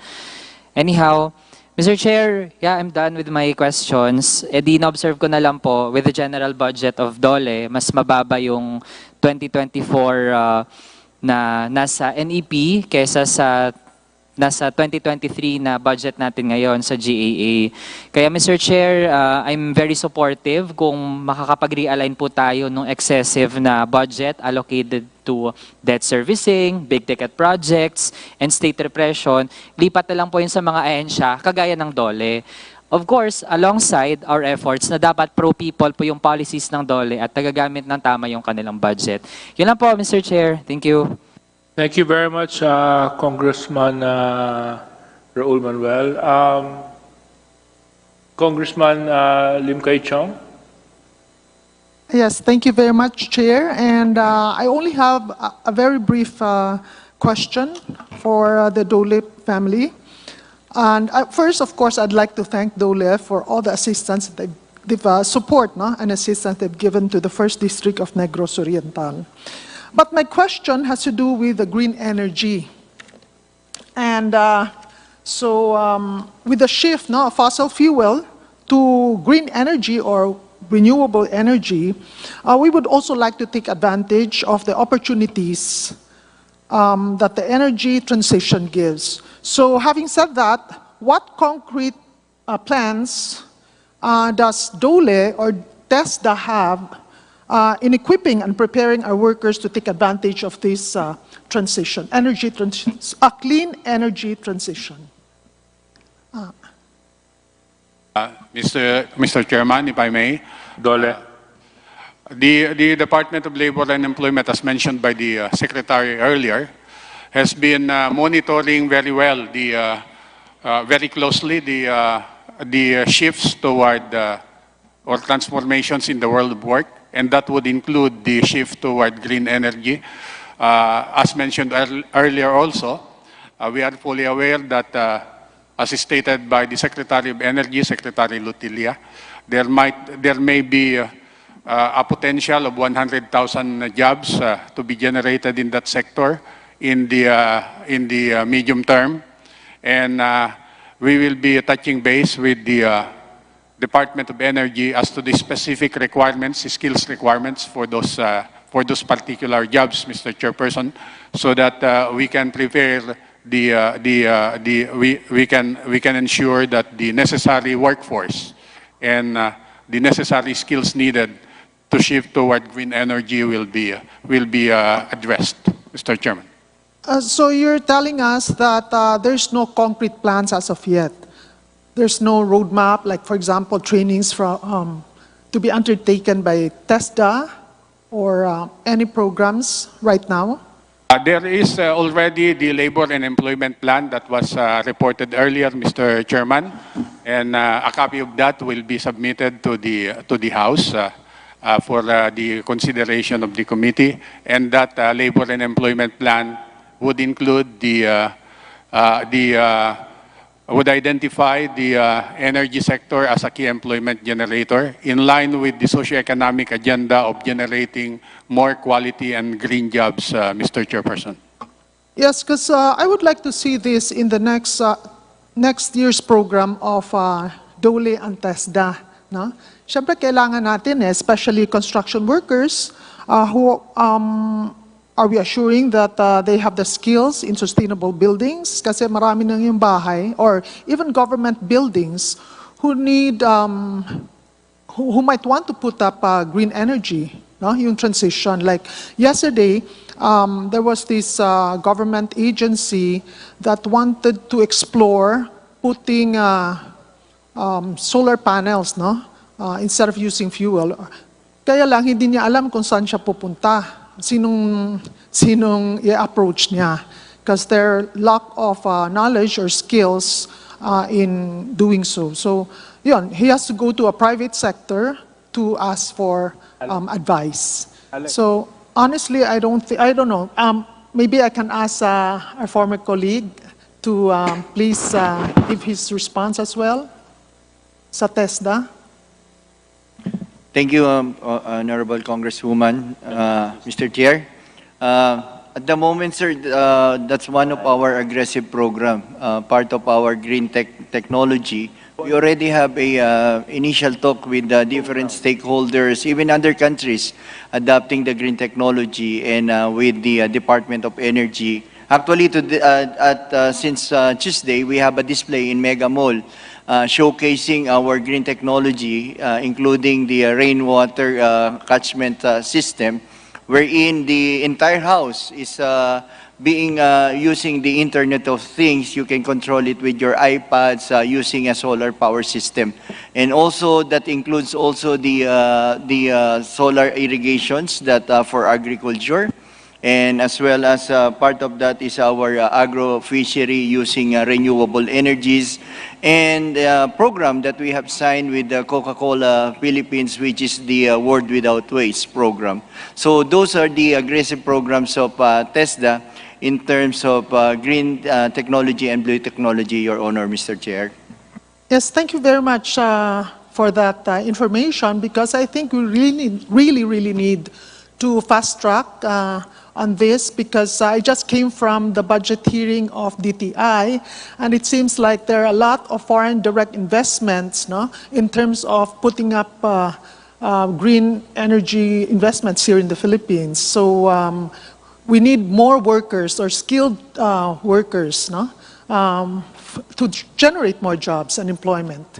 So, yun, kailangan natin siguro by next year we can already start with the training program on this. Yes, sir.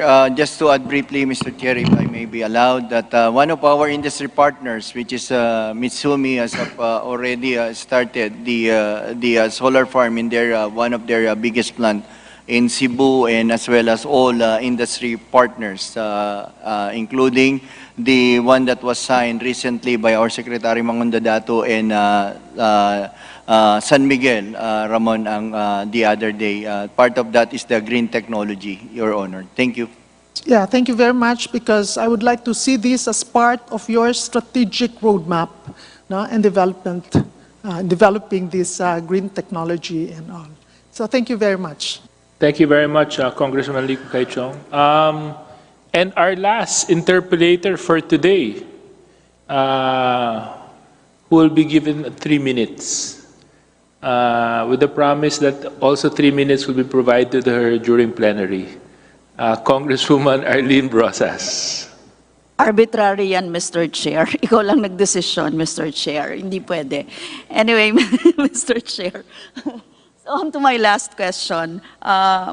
Para po sa susunod na taon, kapansin-pansin na lumiliit yung pondo ng Labor Laws Compliance Sub-Program ng DOLE-OSEC, patungong 607 million lang mula 624 million. Kung ganito po yung pondo, ilang labor inspectors na lang ang makukuha ng DOLE dito? Paano po tayo magiging epektibo ang pagtukoy sa labor-only contracting kung ganito kaliit ang bilang ng inspectors, Mr. Chair?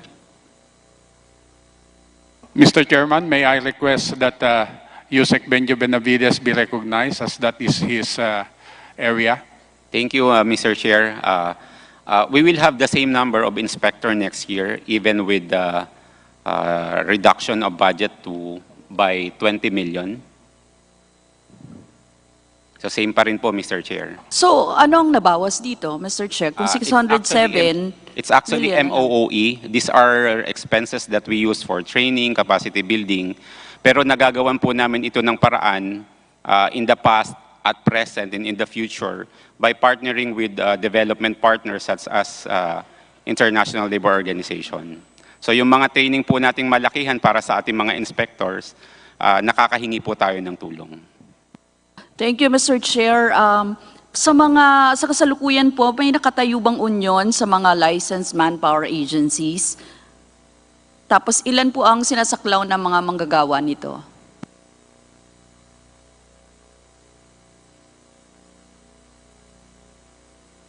Sa mga licensed employment agencies, Your Honor, you are referring to the contracting service sector. We are not aware if there is any registered union that has members who are engaged in contracting and subcontracting arrangements, Your Honor.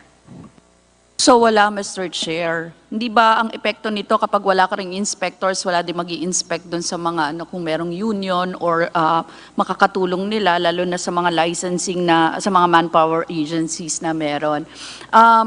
Anyway, Mr. Chair, sa second question ko po, ito po yung tungkol sa, before kasi nagkaroon ng dialogue ang mga taga-Southern Tagalog workers with DOLE Secretary Benny Laguesma. Tungkol po ito sa harassment at pandarahas ng mga sundalo at pulis sa loob mismo ng pagawaan. At hanggang sa bahay ng mga unionista. Now, unfortunately, Mr. Chair, kahit nagkaroon ng dialogo na tuloy ang high-level tripartite mission ng International Labor Organization, nagpapatuloy pa rin ang harassment sa kanila. In fact, ang nangyari nga ng nakaraan, June 1, 2023, naglunsad ang task force ugnay NTF-ELCAC ang anti-union seminar sa loob mismo ng pabrika ng Gardenia sa Laguna. Malinaw na may pattern ng pagtindi ng trade union repression kahit katatapos lang ng ILO high-level tripartite mission. Mr. Chair, maaari ba tayong sagutin ng DOLE dito? Kahapon lamang, Mr. Chairman, ay nagkaroon kami ng pagpupulong sa National Tripartite Industrial Peace Council para buuin yung Tripartite Roadmap on Freedom of Association At maganda naman po yung resulta, nandoon yung mga kinatawan ng labor sector, employer sector at kami po sa Department of Labor and Employment. At napag-usapan na namin yung mga konkretong steps para ma-address yung mga issues na nire-raise sa ILO, including yung mga issues po nung nakaraang high-level tripartite mission, Mr. Chairman. Even before yesterday, Mr. Chairman, marami rin kaming nagawang ugnayan sa mga ahensya na nabanggit ninyo, including the military and the police. And as a matter of fact, in the Interagency Council that was created by Executive Order number 23, signed on April 30, napapag-usapan na po itong mga ito, kasama po yung mga uniformed personnel, kasama din ang ang Department of Justice po diyan, at tayo'y nagtulong-tulong na pagsamasamahin pagsamasamahin at magiging mas coordinated yung efforts ng lahat ng government agencies involved para address yung issues on freedom of association po. At isa sa mga maliwanag na stand ng Department of Labor and Employment po dyan ay yung labor education po, yung pagtuturo ng labor laws at pag-promote ng responsible unionism. Ay ito po yung mandato ng Department of Labor and Employment at sinabihan na po namin yan ang mga uniform policemen na dapat ay kami ang gagawa yung mga programang ito, Mr. Chairman. Mr. Chair, tanong lang, pinahihintulutan ba ang presensya ng Philippine Army sa loob mismo ng pagawaan, Mr. Chair? Wala pong pulisiya na ganyan ang sa aming pagkakaalam sa Department of Labor and Employment, Mr. Chairman. As a matter of fact ay kahit pa merong strike or lockout na nangyayari at nasa labas ng company premises yung mga manggagawa, ay meron tayong sinusunod na guidelines, terms of engagement kung tawagin, na hindi basta-bastang makalapit yung uniform policemen doon sa strike area na walang pahintulot or walang koordinasyon sa Department of Labor and Employment po. Mr. Chair, meron po tayong datos na sa loob ng planta ng PhilFoods na sister company ng Gardenia sa Binyan, Laguna, nagsagawa ng anti-union seminar ang kumpanya kasama ng mga puwersa ng 2nd Infantry Division ng Philippine Army noong May 25, 2023. Gusto po nating ipaalam sa DOLE na may ganitong mga nangyayari. That is May 25, 2023 and June 1, 2023. Ito naman yung task force ugnay ng NTF-ELCAC sa Gardenia sa Laguna. So Mr. Chair, ang gusto lang po naming mangyari, makakaasa ba ang mga manggagawa ng PhilFoods at Gardenia na paimbestigahan ng DOLE ang nasabing insidente? Kasi natakot po, naharas at paglabag po sa karapatang mag-unyon ng mga manggagawa ang ginawa. In fact, in the morning of May 25, 2023, workers were assigned a reduced work output around 1 in the afternoon when more or less 40 workers were instructed to go up in the catwalk area at the 2nd level of the building, armed, uniformed, and unknown men were waiting along with the admin officials and initiated an anti-union and a red tagging seminar. So maaari po ba na maimbestigahan ito ng DOLE, Mr. Chair?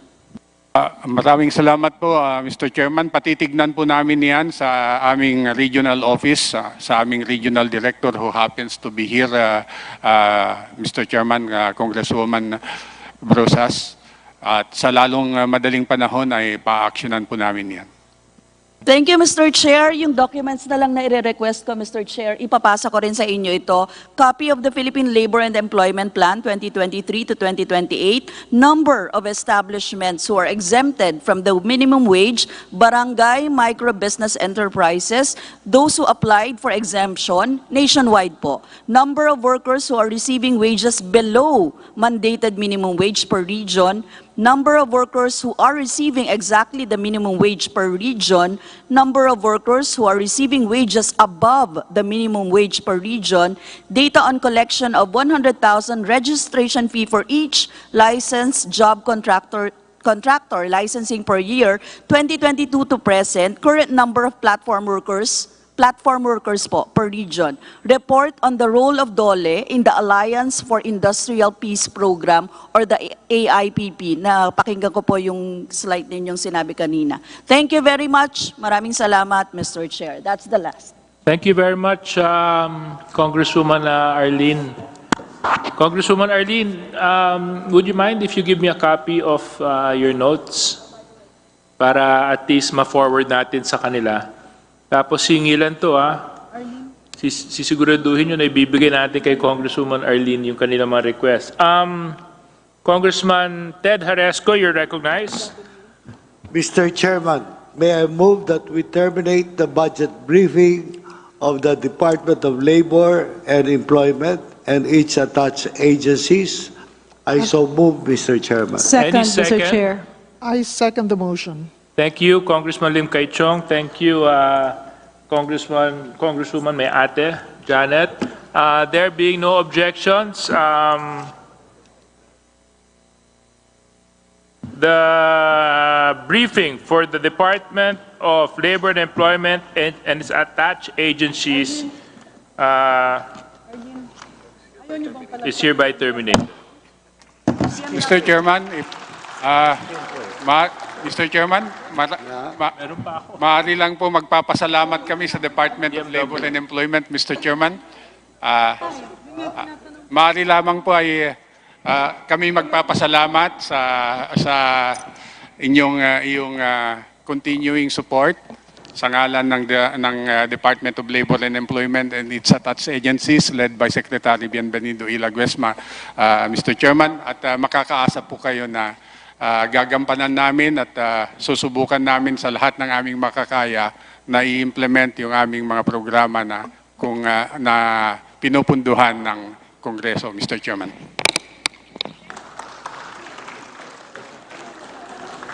Opening at closing statement.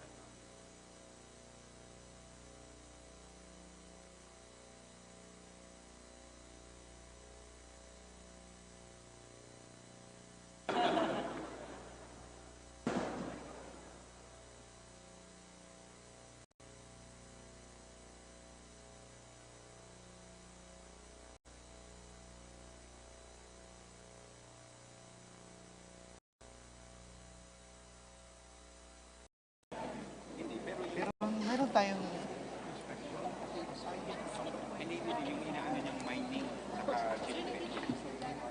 May bata.